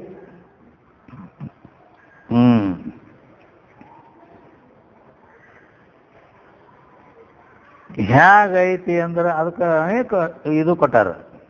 ಕರುಣ ರಸದ ಕೋಡಿ ವರಿವ ಕಟಾಕ್ಷದ ಪರತತ್ವವರು ಪಾಲಾಪ, ಹಿಂಗೆಲ್ಲ. ಕರುಣ ರಸದ ಕೋಡಿ ವರಿವ ಕಟಾಕ್ಷ ಅಂದ್ರೆ ಇದೇ ನೇತ್ರದ್ದೇ ಅದ. ಅಂತ ಸಾಮರ್ಥ್ಯ ಅಂತೂ ಅವರಲ್ಲಿ ಐತಿ. ಹೇಗಪ್ಪ ಅಂದ್ರೆ ಊಟಕ್ಕೆ ಕೂತಿರುವ ಸಮಯದಲ್ಲಿ ಆ ಅನ್ನದ ಮೇಲೆ ತಾಯಿಯ ದೃಷ್ಟಿ, ಸದ್ವೈದ್ಯರ ದೃಷ್ಟಿ, ಗುರುಗಳ ದೃಷ್ಟಿ ಅಲ್ಲಿ ಬೀಳಬೇಕು ಅವ್ರು ಊಟ ಮಾಡೋ ಅನ್ನದ ಮೇಲೆ. ಆದ್ರೆ ಮತ್ತೊಬ್ಬರ ದೃಷ್ಟಿ ಕೆಲವೊಬ್ಬರದ್ದು ಬಿತ್ತಂದ್ರೆ ಅವನು ಕುಣಿಸಾಡ್ತೈತೆ ಅಂತ ನೀತಿ ವಾಕ್ಯ. ಮತ್ತು ಲೋಕದಲ್ಲಿ ಇದು ರೂಢಿನೂ ಅದ. ಹಿಂದ್ಕೊಮ್ಮೆ ನಾ ಹೇಳಿದ್ನಿ ಮಟ್ಟಿ ಹೊಡ್ಯಾವಂದು, ಗೊತ್ತೋದಿಲ್ಲ? ಗೊತ್ತಿಲ್ಲ. ಅಂದ್ರೆ ಅವಾಗ ಬೇಸಿಗೆ ಕಾಲಕ್ಕೆ ಮಟ್ಟಿ ಹೊಡಿತಿದ್ವಿ. ಈಗೆಲ್ಲಿ ಮಟ್ಟಿ ಪಟ್ಟಿ ಇಲ್ಲ, ಪಂಪ್ ಸೆಟ್ ಅದ, ಮೋಟ್ರ್ ಬಂದಾವ ಈಗ. ಅವಾಗ ಮಟ್ಟಿ ಹೊಡಿಯೋದಂದ್ರೆ ಗೊತ್ತೇನ? ತೊಗಲಿನೂ ಮಟ್ಟಿ ಮಾಡ್ತಿದ್ರು. ಬಾವಿ ಒಳಗಿನೂ ನೀರು ತಗೊಂಡು ಬಂದು ಇಲ್ಲಿ ಮ್ಯಾಲೆ ಸುರ್ಬೋದ 2 ಎತ್ತು ಹೂಡಿ ಅದು ಇದು ಮಾಡ್ತಿದ್ರು. ಆ ರೀತಿ ಅಲ್ಲಿ ನಡೆದಿತ್ತು. ಇವು ಮೋಟ್ರ್ ಗಾಡಿ ಇಲ್ಲ ಅವಾಗ, ಬರೀ ನಡ್ಕೊತ ಹೋಗೋದು. ಇವು ಬುತ್ತಿ ಕಟ್ಕೊಂಡು ಬೇರೆ ದೂರ ಊರಿಗೆ ಹೊರಟಿದ್ದ. ಬ್ಯಾಸ್ಗಿ ಊಟದ ಸಮಯ ಆಯ್ತು, ನೋಡ್ದ ನೀರೈತಿ, ಗಿಡ ನೆಳ್ಳ ಎಲ್ಲ ಐತಿ, ಇಲ್ಲೇ ಊಟ ಮಾಡಿ ಹೋಗ್ಬೇಕನ್ನು ಹೋಗಿ ಬುತ್ತಿ ಇಟ್ಟು ಹೋಗಿ ಬಾಣಕ್ಕೆ ಅಲ್ಲೆಲ್ಲ ಮಟ್ಟಿ ಹೊಡಿತಿದ್ರು. ಮತ್ತು ಅಲ್ಲಿ ಕೈ ಕಾಲು ತಕ್ಕೊಂಡು ಎಲ್ಲ ಮಾಡಿ ಊಟಕ್ಕೆ ಕುಂತ. ಇವ ಹಿಂಗೆ ಮಟ್ಟಿ ಹೊಡಿತಾನ, ಇವ ಇಲ್ಲೇ ಬಿತ್ತದ ಬುತ್ತಿ ಬಿಚ್ಚದ. ಅವ ಹೇಳ್ದ ಮಟ್ಟಿ ಹೊಡ್ಯಾವ, ತಮ್ಮ ಒಂದಿಟ್ಟು ಅತೋತ್ ಮುಂದಕ್ಕೆ ಹೋಗಿ ಆ ಕಡೆ ಮಾರಿ ಮಾಡಿ ಕೂತು ಊಟ ಮಾಡೋದು. ಇವ ಮನುಷ್ಯ ಅಂದ್ರೆ ಗೊತ್ತಾಗತ್ತಿಲ್ಲ, ಇನ್ನೊಬ್ರು ಮಾತು ಕೇಳುದಿಲ್ಲ ಅಂತ. ಯಾಕ ಇಲ್ಲಿ ಕೂತ್ರೆ ಏನಾಕತಿ, ಅದು ಏನಾಕತಿ, ಏನ್ ಬಿಡ್ತೈತಿ, ಅದನ್ನ ಏನ್ ಮಾಡ್ತಿ, ಸುಮ್ಮ ಅಲ್ಲಿ ಆ ಕಡೆ ಅಥೋತ್ ಕುಂದ್ರು, ಆ ಕಡೆ ಮಾರಿ ಮಾಡಿ ಕುಂದ್ರ, ಎಲ್ಲೇ ಕುಂದಿರ್ತೀನಿ, ಇಲ್ಲೇ ಕುಂದಿರ್ತೀನಿ ಅಂದ್ರೆ ಹೇಳ್ದಟ್ಟು ಕೇಳುವ ಅಂದ. ಕೇಳಿಲ್ಲ ಅಂದ್ರೆ ಏನಾಕತಿ ಅಂದ, ನೋಡ್ಬೇಕತ್ತೀಯ? ಹ್ಞೂ ಅಂದ್ರ ಆಯ್ತು. ಹಂಗಾರ ಆಯ್ತು, ನಿನ್ನ ಬುತ್ತಿ ಒಳಗೇನು ಒಂದು ರೊಟ್ಟಿ ತಗೊಂಡು ಅದರಲ್ಲಿ ಮೇಲೆ ಭಾಳಷ್ಟು ಕಾಯಿಪಲ್ಯ ಹಚ್ಚಿ, ಇದೊಂದು ಕಲ್ಲು ಐತಲ್ಲ, ಇದು ಕಲ್ಲು ಬಂಡಿ, ಇದ್ರ ಮೇಲೆ ಅಂದ ಕೂಡಲೇ ಅವ ಯಾಕೆ ಹೋಗಲ್ಲ, ಅದ್ರಾಗಿಂದ ಒಂದು ರೊಟ್ಟಿ ತಗೊಂಡು ಪಲ್ಯ ಹಚ್ಚಿ ಆ ಕಲ್ಲು ಮ್ಯಾಗಿಟ್ಟು ಕೂಡಲೇ ಅವ ಮಟ್ಟಿ ಹೊಡೆದು ಬಿಟ್ಟು ಅದನ್ನ ಹಿಂಗೆ ಒಂದು ನಿಮಿಷ ನೋಡಿದ. ಹಿಂಗೆ ಹುಳು ಅದನ್ನ ಒಂದು ನಿಮಿಷ ನೋಡಿದ ಕೂಡಲೇ ಚಟ್ ಅಂತೇಳಿ ಸಪ್ಪಳು ಬಂತು, ಕಲ್ಲ ಸೀಳ್ತು. ಅವ ನೋಡ್ದ, ಏನು ದೃಷ್ಟಿ ಅದು, ಕಲ್ಲ ಹಿಂಗಾಗೈತಂದು ನನ್ನ ಹೊಟ್ಟಿಗತಿ ಏನು, ನೀ ಆ ಕಡೆ ಮಾರಿ ಮಾಡೋದು ಬೇಡ, ಈ ಕಡೆ ಹೋಗಿ ಇಲ್ಲಿ ಬೇಡ ಕಿತ್ಕೊಂಡು ಹೋದತ್ತಾವ. ಅಂದ್ರೆ ಈ ರೀತಿ ದೃಷ್ಟಿಯಲ್ಲಿ ಹಂಗ ಅಜ್ಞಾನಿಯ ದೃಷ್ಟಿಯಲ್ಲಿ ಇಂಥ ಪವರ್ ಐತಿ ಅಂದ್ರೆ ಮತ್ತೆ ಜ್ಞಾನಿ ದೃಷ್ಟಿಯಲ್ಲಿ ಎಂಥದಿರಬಾರ್ದು.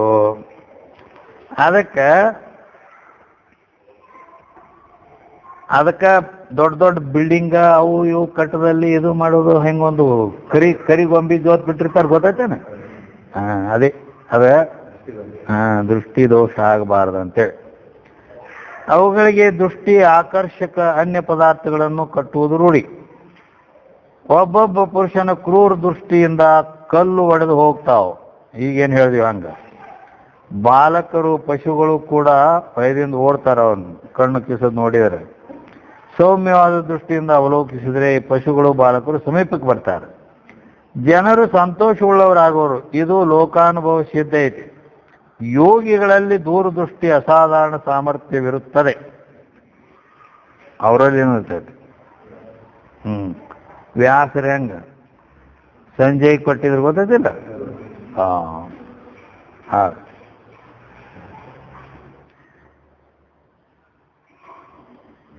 ಈ ದೃಷ್ಟಿ ಏಕಾಗ್ರತಾ ಅಭ್ಯಾಸವನ್ನು ಬೆಳೆಸಿ ಅದರಿಂದ ವರ್ತಮಾನ ಕಾಲದಲ್ಲಿ ಅನ್ಯ ರೋಗಗಳನ್ನು ಕಳೆಯುವುದು. ಅಂಥ ಅಭ್ಯಾಸದ ಬಲದಿಂದಲೂ ಕೂಡ ಆ ಕಣ್ಣೊಳಗೆ ಅಂಥದ್ದೊಂದು ಶಕ್ತಿ ಬರ್ತೈತಿ. ಬರೀ ನೋಡಿದ್ರೆ ಅವರ ಆರೋಗ್ಯ ಇದಾಕತಿ. ಹಿಂಗೆ ಮೂರ್ಛಿತರನ್ನಾಗಿ ಮಾಡುವುದು ಕೂಡ ಮೆಸ್ಮೇರಿಸಮ್ ಹೆಸರಿನಿಂದ ಪ್ರಸಿದ್ಧ ಐತೆ. ಈ ಸಾಮಾನ್ಯ ದೃಷ್ಟಿಗಳಲ್ಲೇ ಈ ಶಕ್ತಿ ಇದ್ದ ಮೇಲೆ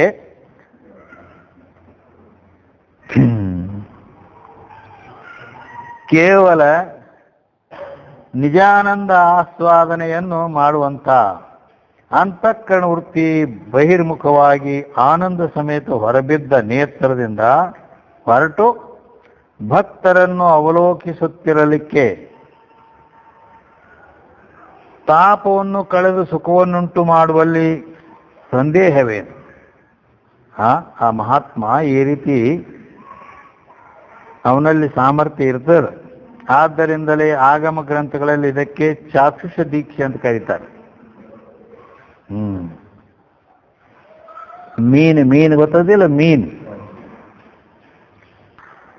ಮೀನು ತತ್ತಿ ಹಾಕಿ ಹೆಂಗಾಗ್ತದ? ಸರ ಹಾಕ್ತದ. ಕೋಳಿಗತಿ ಒಂದೊಂದು ಹಾಕುವುದಿಲ್ಲ. ಸರ ಅಂದ್ರೆ ಒಂದು ದಾರಕ್ಕೆ ಹೆಂಗೆ ಗಂಟುಗಳು ಹಾಕಿ ಇರ್ತಾರಲ್ಲ, ಆ ರೀತಿ ಅನೇಕ ಇರ್ತಾವ. ಅದು ಅದು ಬಿಟ್ಟು ಹೋಗಂಗಿಲ್ಲ. ಅದನ್ನು ಒಂದು ಸ್ವಲ್ಪ ಹಿಂದೆ ಹತ್ಕೊಂಡಿರ್ತೈತೆ. ಹಂಗ ಇದು ಹಿಂದಕ್ಕೆ ತಿರುಗಿ ಹಿಂಗೆ ನೋಡ್ತದ. ಅದನ್ನು ಹಿಂದಕ್ಕೆ ತಿರುಗಿ ಆ ತತ್ತಿಯ ಸರ ಇಲ್ಲೊಂದು ದಾರಕ್ಕೆ ಗಂಟು ಹಾಕ್ದಂಗೆ ಇರ್ತಾವಲ್ಲ, ಅದನ್ನು ಹಿಂಗೊಂದು ದೃಷ್ಟಿ ಬೀಳ್ತಂದ್ರೆ ಪಟ್ ಪಟ್ ಪಟ್ ಪಟ್ ಪಟ್ ಪಟ್ ಪಟ್ ವಾಲದ ಮರಿ ಹೊರಗೆ ದೃಷ್ಟಿಯಲ್ಲಿ ಅಂತ ಸಾಮರ್ಥ್ಯ. ಅದೇನು ಮ್ಯಾಲೆ ಕೂತ್ ಕೋಳಿಗತಿ ಕಾಸೋದು ಹಿಂಗೆ ಮಾಡೋದು ಏನಿಲ್ಲ. ಬರೀ ನೋಡಿದ್ರೆ ಸಾಕು, ತತ್ತಿ ಹೊಡೆದು ಮರಿ ಹೊರಗೆ ಬಿದ್ದು ಬಿಡ್ತೈತಿ. ಇಂಥ ಸಾಮರ್ಥ್ಯ ಅದಕ್ಕೈತಿ. ಆದ್ದರಿಂದ ಗುರುಗಳ ನೇತ್ರದಲ್ಲಿನೂ ಅಂಥ ಸಾಮರ್ಥ್ಯ ಇರ್ತದೆ. ಅದಕ್ಕನ ಚಾಕ್ಷುಷ ದೀಕ್ಷಾ ಅಂತಾರೆ. ಅದಕ್ಕನ ನಿಜಗೊಂಡು ನೋಡಿ ಕೆಲರಂ, ಮಾತನಾಡಿ ಕೆಲರಂ, ಮುಟ್ಟಿ ಕೂಡೆ ಕೆಲ ಜೀವರನು ದೇವರಾಗಿ ಮಿಗೆ ಮಾಡುವ ಆಚಾರ್ಯ ಅಂದಾರ.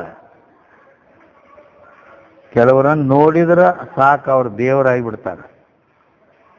ಮಾತನಾಡಿ ಅಂದ್ರೆ ಇದು ಹೀಗೆ ನಡೆದದು. ಇದು ಹೀಗೆ ಅದಕ್ಕೆ ವಾಣಿ ದೀಕ್ಷಾ ಅಂತಾರ.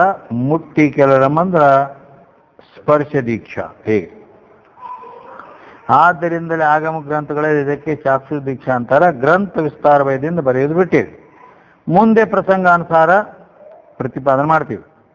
ದರ್ಶನ ಸ್ಪರ್ಶನ ಸಂಭಾಷಣಾದಿಗಳಿಂದ ಪಾಪಿಗಳ ಪಾಪಕ್ಷಯವಾಗುವುದರಿಂದ ಜೀವನ್ಮುಕ್ತರಿಂದ ಈ ಲೋಕಕ್ಕೆ ಪ್ರಯೋಜನ ಉಂಟು ಅನ್ನೋದು ವಿವೇಕ ಚಿಂತಾಮಣಿಯಲ್ಲಿ ಕೂಡ ಹೇಳ್ಕೊಂಡು ಬಂದಾರ. ಜೀವನ್ಮುಕ್ತನ ಪ್ರಯೋಜನ ಏನು ಈ ಲೋಕಕ್ಕೆ? ಆದ್ದರಿಂದ ಹೇ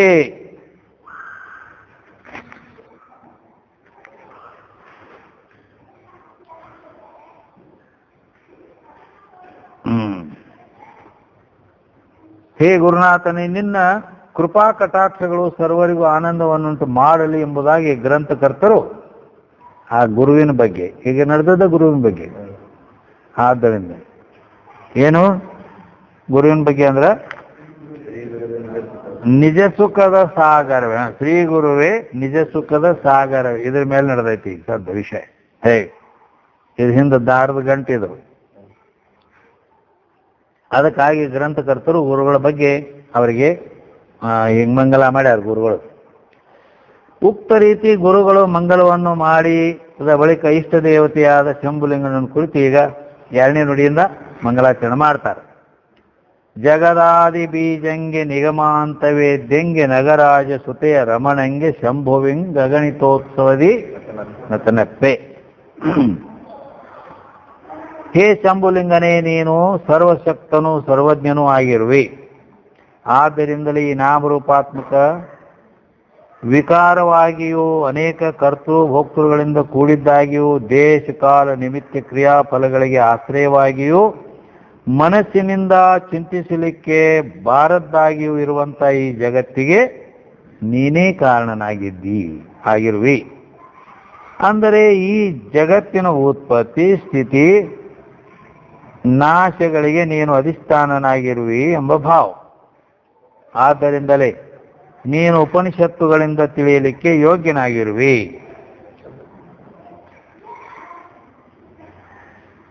ಪರ್ವತರಾಜನ ಪುತ್ರಿಯಾದ ಪಾರ್ವತಿಗೆ ವಲ್ಲಭನಾಗಿರುವಿ. ಅಂದರೆ ಇಲ್ಲಿ ಏನ್ ಹೇಳ್ಯಾರ? ಜಗದಾದಿ ಬೀಜಂಗೆ ನಿಗಮಾಂತ ವೇದ್ಯಂಗೆ. ಅದಿರ್ಲಿ ನಾಗರಾಜ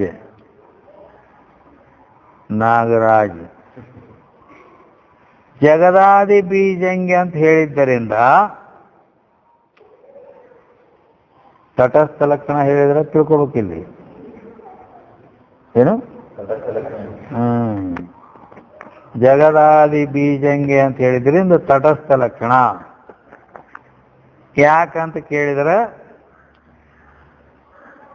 ತೈತ್ತಿರೀಯ ಉಪನಿಷತ್ತಿನಲ್ಲಿ ಯಥೋವಾ ಇಮಾನಿ ಭೂತಾನಿ ಜಾಯಂತೆ ತೇನ ಜಾತಾನಿ ಜೀವಂತಿ ಚತ್ರಯಂತೆ ವಿಸಂವಿಶಂತೀತಿ ತದ್ವಿಜಿಜ್ಞಾಸಸ್ವ ತದ್ಬ್ರಹ್ಮೇತಿ ಅಂತ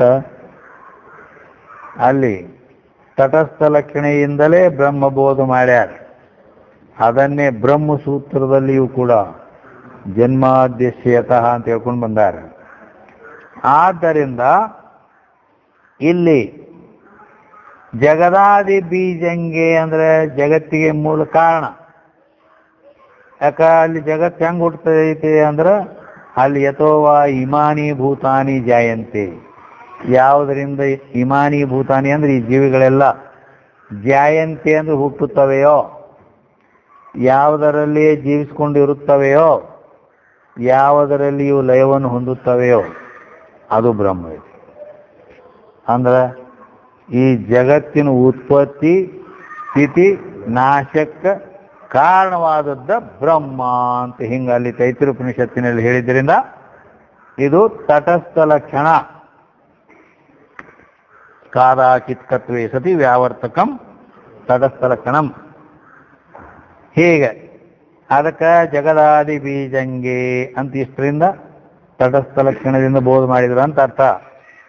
ಮುಂದೆ ನಿಗಮಾಂತ ವೇದ್ಯಂಗೆ ಅಂತ ಹೇಳ್ಯಾರ. ನಿಗಮಾಂತ ವೇದ್ಯಂಗೆ ಅಂತ ಹೇಳಿದ್ದರಿಂದ ಸ್ವರೂಪ ಲಕ್ಷಣದಿಂದ ಬೋಧ ಮಾಡಿದಾರೆ ತಿಳ್ಕೋಬೇಕು.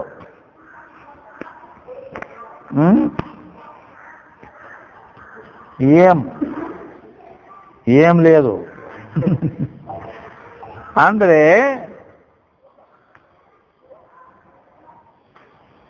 ನಿಗಮಾಂತ ವೇದ್ಯಂಗೆ ಅಂದ್ರೆ ಸ್ವರೂಪ ಲಕ್ಷಣ ಹೆಂಗ ಆಕೈತಿ ಇದು ಅಂತ ನೀವು ಕೇಳಿದ್ರಿ. ಯಾಕಂದ್ರೆ ಇಲ್ಲಿ ಏನು ಇಲ್ಲ ಅದ ತಿಳಿತ, ಅಲ್ಲಿ ಹುಡುಕ್ಯಾದು ಇಲ್ಲ ಅದ.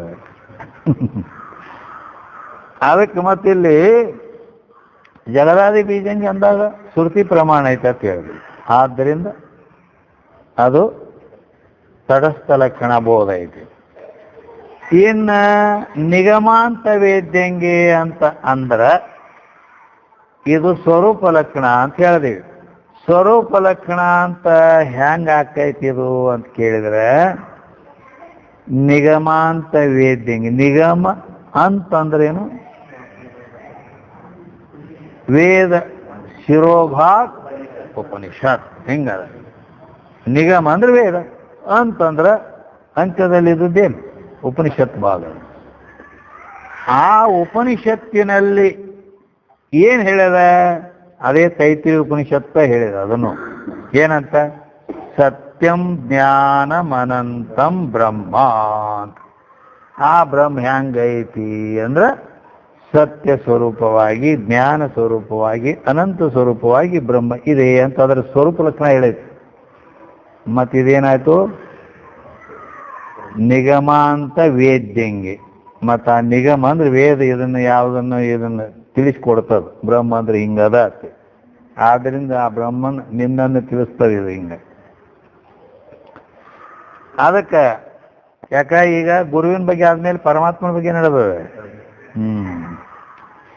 ಅದಕ್ಕಾಗಿ ಈ ರೀತಿ ಜಗದಾದಿ ಬೀಜಂಗೆ ನಿಗಮಾಂತ ವೇದ್ಯಂಗೆ ಅಂತ ಹೇಳ್ಕೊಂಡು ಬಂದಾರ ಅವರು. ಅಲ್ಲದೆ ಮುಂದ ನಗರಾಜ ಸುತೆಯ ರಮಣಂಗೆ ಅಂದ್ರಲ್ಲಿ ನಗರಾಜ ಸುತೆಯ ರಮಣಂಗೆ.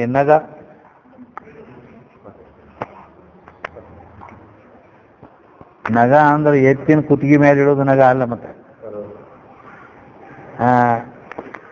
ನಗಚ್ಛತಿ ಇತಿ ನಗ, ಯಾವುದು ತಿರುಗಾಡುವುದಿಲ್ಲ ಅದಿಲ್ಲ. ಆ ಪರ್ವತರಾಜನ ಪುತ್ರಿಯಾದ ಪಾರ್ವತಿಗೆ ವಲ್ಲಭನಾಗಿರುವಂತಹ ಹೇ ಶಂಭು, ನಿನಗೆ ನಾನು ಅತ್ಯಧಿಕವಾದ ಸಂತೋಷದಿಂದ ಕೂಡಿ ನಮಸ್ಕಾರ ಮಾಡುತ್ತೇನೆ ಅಂತ ಹೇಳ್ಕೊಂಬಂದಾರ. ಶಿಷ್ಯ ಅಂತಾನ ಪ್ರಕೃತಿ ಪರಮಾಣು ಕಾಲ ಕರ್ಮ ಜಗತ್ತಿಗೆ ಕಾರಣ ಆಗ್ಯಾವು ಅಂತ ಹಿಂಗೆ ಕೆಲವರು ಹೇಳ್ತಾರು. ಬೇರೆ ಯಾವ ಕಾರಣ ಇಲ್ಲ ಅಂತ ಅಂದಾಗ ಇಲ್ಲಿ ಒಂದು ಕ್ರಮವಾಗಿ ಪ್ರಕೃತಿ ಸಾಂಖ್ಯರು ಏನಂತಾರ?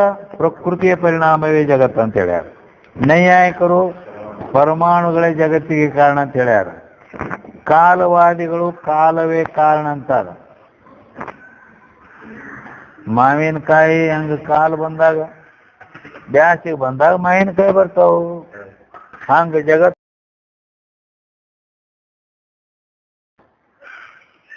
ಮತ್ತಿನ್ನ ಪೂರ್ವ ಮೀಮಾಂಸಕರು ಕರ್ಮವೇ ಕಾರಣ ಹೇಳ್ತಾರೆ. ಹೀಗೆ ಜಗತ್ತಿಗೆ ಕಾರಣವನ್ನು ಬೇರೆ ಬೇರೆ ಬೇರೆ ಹೇಳ್ತಾರೆ. ಆದ್ದರಿಂದ ಮತ್ತೆ ನೀವು ಏನು ಹೇಳಿರಿ? ಆ ಶಂಭುಲಿಂಗನೇ ಜಗತ್ತಿಗೆ ಕಾರಣ ಅಂತ ಹೇಳ್ತೀರಿ. ಅದೇ ಹಂಗ ಇವ್ರದ ಹಿಂಗೆ ಹೇಳ್ಯಾರು, ನೀವು ಹಿಂಗೆ ಹೇಳ್ತೀರಿ, ಮತ್ತು ಅದಕ್ಕೆ ಏನು ಗತಿ ಅಂತ ಕೇಳ್ದವ ಶಿಷ್ಯ. ಆವಾಗ ಗುರುಗಳು ಹೇಳ್ತಾರೆ, ಎಲ್ಲೋ ಶಿಷ್ಯನೇ, ಆ ಪ್ರಕೃತಿ ಮೊದಲಾದವು ಜಡ ಆದವು. ಪ್ರಕೃತಿ, ಪರಮಾಣು, ಕಾಲ ಎಲ್ಲ ಜಡ ಆದವು.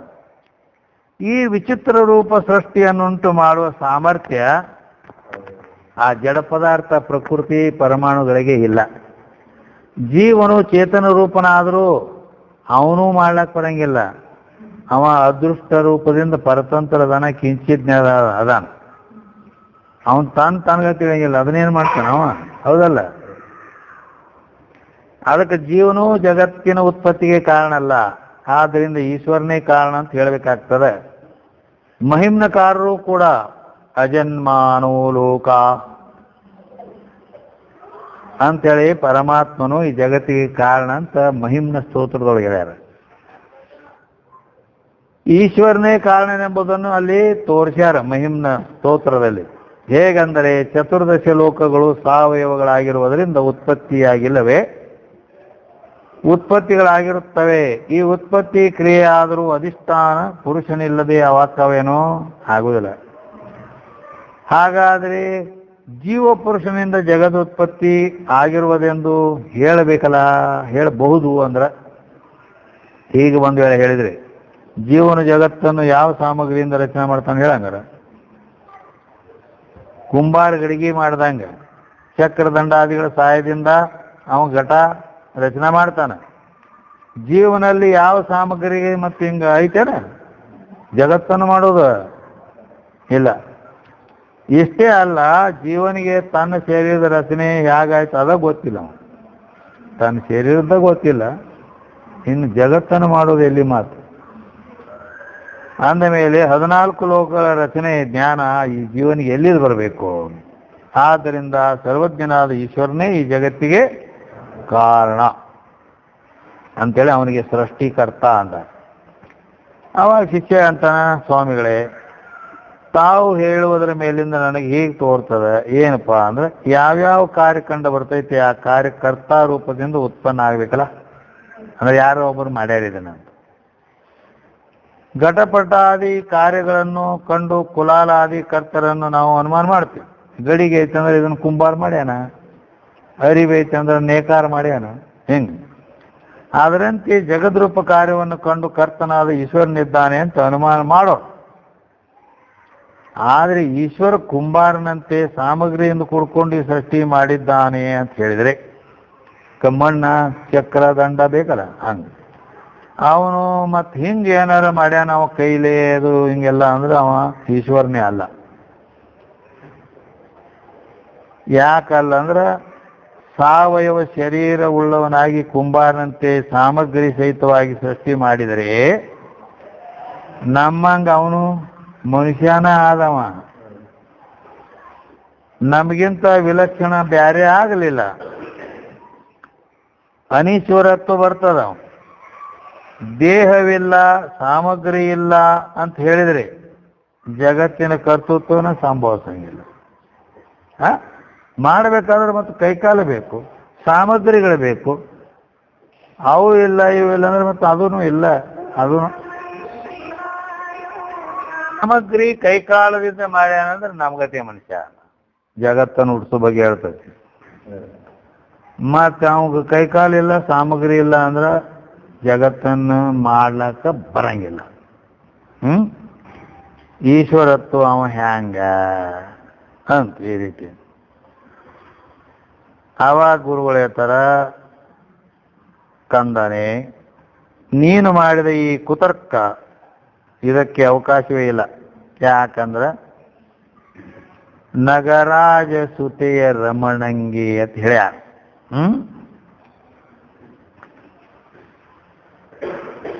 ಆಕಿ ಹೆಂಗ್ ಅದಾಳು ನಿನಗೆ ಗೊತ್ತಿಲ್ಲ. ವಿಚಿತ್ರ ನಾನಾಶಕ್ತಿಯುಕ್ತವಾದ ಮಾಯಾವಶದಿಂದ ಅಭಿನ್ನ ನಿಮಿತ್ತಪಾದಾನನಾಗಿ ಅನಾಯಾಸದಿಂದ ಲೀಲಾ ಮಾತ್ರದಿಂದ ವಿಚಿತ್ರ ಸರ್ವ ಜಗತ್ತನ್ನು ನಿರ್ಮಾಣ ಮಾಡುವ ತಕ್ಕಂಥ ಅದಾನ. ಯಾಕ ಅದು ಮಾಯಾ ಉಪಾಧಿ ಐತಿಲ್ಲ ಅವಾಗ. ಮತ್ತದು ಮಾಯಾ ಅಂದ್ರೆ ಅಘಟಿತ ಘಟನಾ ಪಟಿಯಸಿ ಮಾಯಾ ಅಂದಾರ.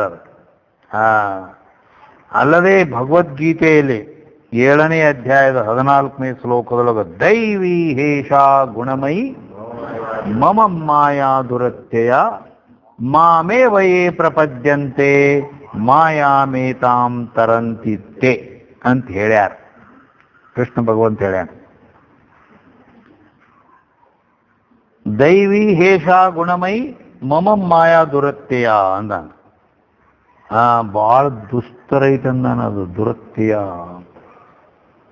ಅದನ್ನು ಮಾಮೇವ ಏ ಪ್ರಪದ್ಯಂತೆ, ನನ್ನ ಮಾಯನ್ನು ದಾಟೋದು ಯಾರಿಗೆ ಸಾಧ್ಯನೇ ಇಲ್ಲ ಅಂದಾನ. ಮತ್ತೆ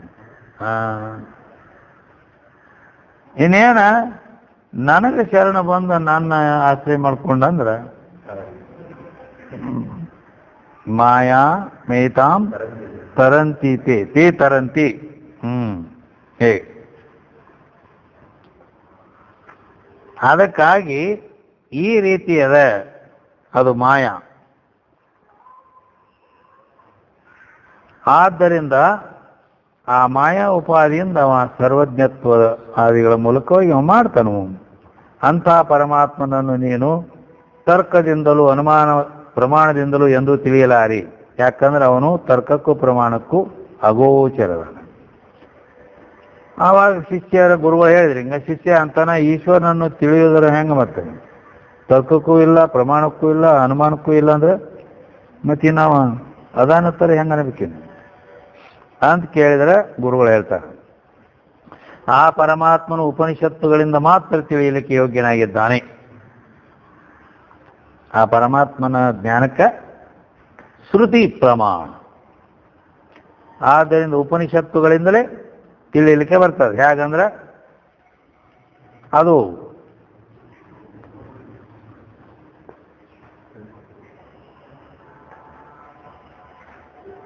ಯಥೋ ವಾ ಇಮಾನಿ ಭೂತಾನಿ ಜಾಯಂತೆ ಏನ ಜಾತಾನಿ ಜೀವಂತಿ ಯತ್ ಪ್ರಯಂತಿ ಸಂವಿಶಂತೀತಿ ತದ್ವಿಜಿಜ್ಞಾಸಸ್ವ ತದ್ಬ್ರಹ್ಮೇತಿ ಅಂತೇಳಿ ಕೃಷ್ಣ ಯಜುರ್ವೇದದ ತೈತ್ತಿರಿ ಉಪನಿಷತ್ತಿನ 3ನೇ ವಲ್ಲಿಯ 1ನೇ ಅನುವಾಕದಲ್ಲಿ ಬಂದಿದೆ.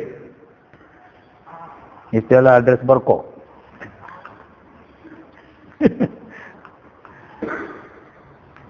ಅದಕ್ಕಾಗಿ ಈ ಉಪನಿಷತ್ ಹಿಂಗೆ ಹೇಳ್ತಾರೆ. ಅದಕ್ಕೆ ಅಲ್ಲಿ ಏನು ಹೇಳ್ಯದ? ಯಥೋ ವಾ ಇಮಾನಿ ಭೂತಾನಿ ಜಾಯಂತೆ ಏನ ಜಾತಾನಿ ಜೀವಂತಿ ಯತ್ಪ್ರಯಂತಿ ಸಂವಿಶಂತಿ ಅಂದ್ರೆ ಯಾವುದರಿಂದ ಈ ಜೀವಿಗಳು ಹುಟ್ಟುತ್ತವೆ, ಯಾವುದರಲ್ಲಿ ಜೀವಿಸ್ಕೊಂಡಿರ್ತಾವೆ, ಯಾವುದರಲ್ಲಿ ಲಯ ಹಾಕವು, ಅದು ಬ್ರಹ್ಮ ಅಂತ ಹೇಳಿ. ಈ ರೀತಿ ಆ ಪರಮಾತ್ಮನನ್ನ ಕಾರಣ ರೂಪದಿಂದ ತಿಳಿಸ್ತಾವ. ಅಂದರೆ ಜಗತ್ತಿನ ಉತ್ಪತ್ತಿ ಸ್ಥಿತಿ ನಾಶಗಳೆಲ್ಲವೂ ಯಾವಾತನಿಂದ ಆಗುತ್ತವೆ. ಯಾಕೆ? ಜಗತ್ತು ಹುಟ್ಟಿಸಿದವನು ಅವನ, ಅದನ್ನ ನಾಶ ಮಾಡುವವನು ಅವನು, ಪಾಲನ್ ಮಾಡುವವನು ಎಲ್ಲ ಅವನು. ಹಿಂಗ ಅದು ಹಂಗ ಅವನು ಹೇಳ್ಕೊತ ಹೋದ್ರೆ ಭಾಳ ಐತಿ. ಎಂಥ ಸರ್ವಜ್ಞ. ಜಗತ್ತನ್ನು ಹೆಂಗೆ ಹುಟ್ಟಿಸ್ಬೇಕು ಅವ್ನ ಪಕ್ಕ ಗೊತ್ತೈತಿ, ಅದಿಲ್ಲ? ಅದು ಹುಟ್ಟಿಸೋದಂತೂ ಬಿಡು,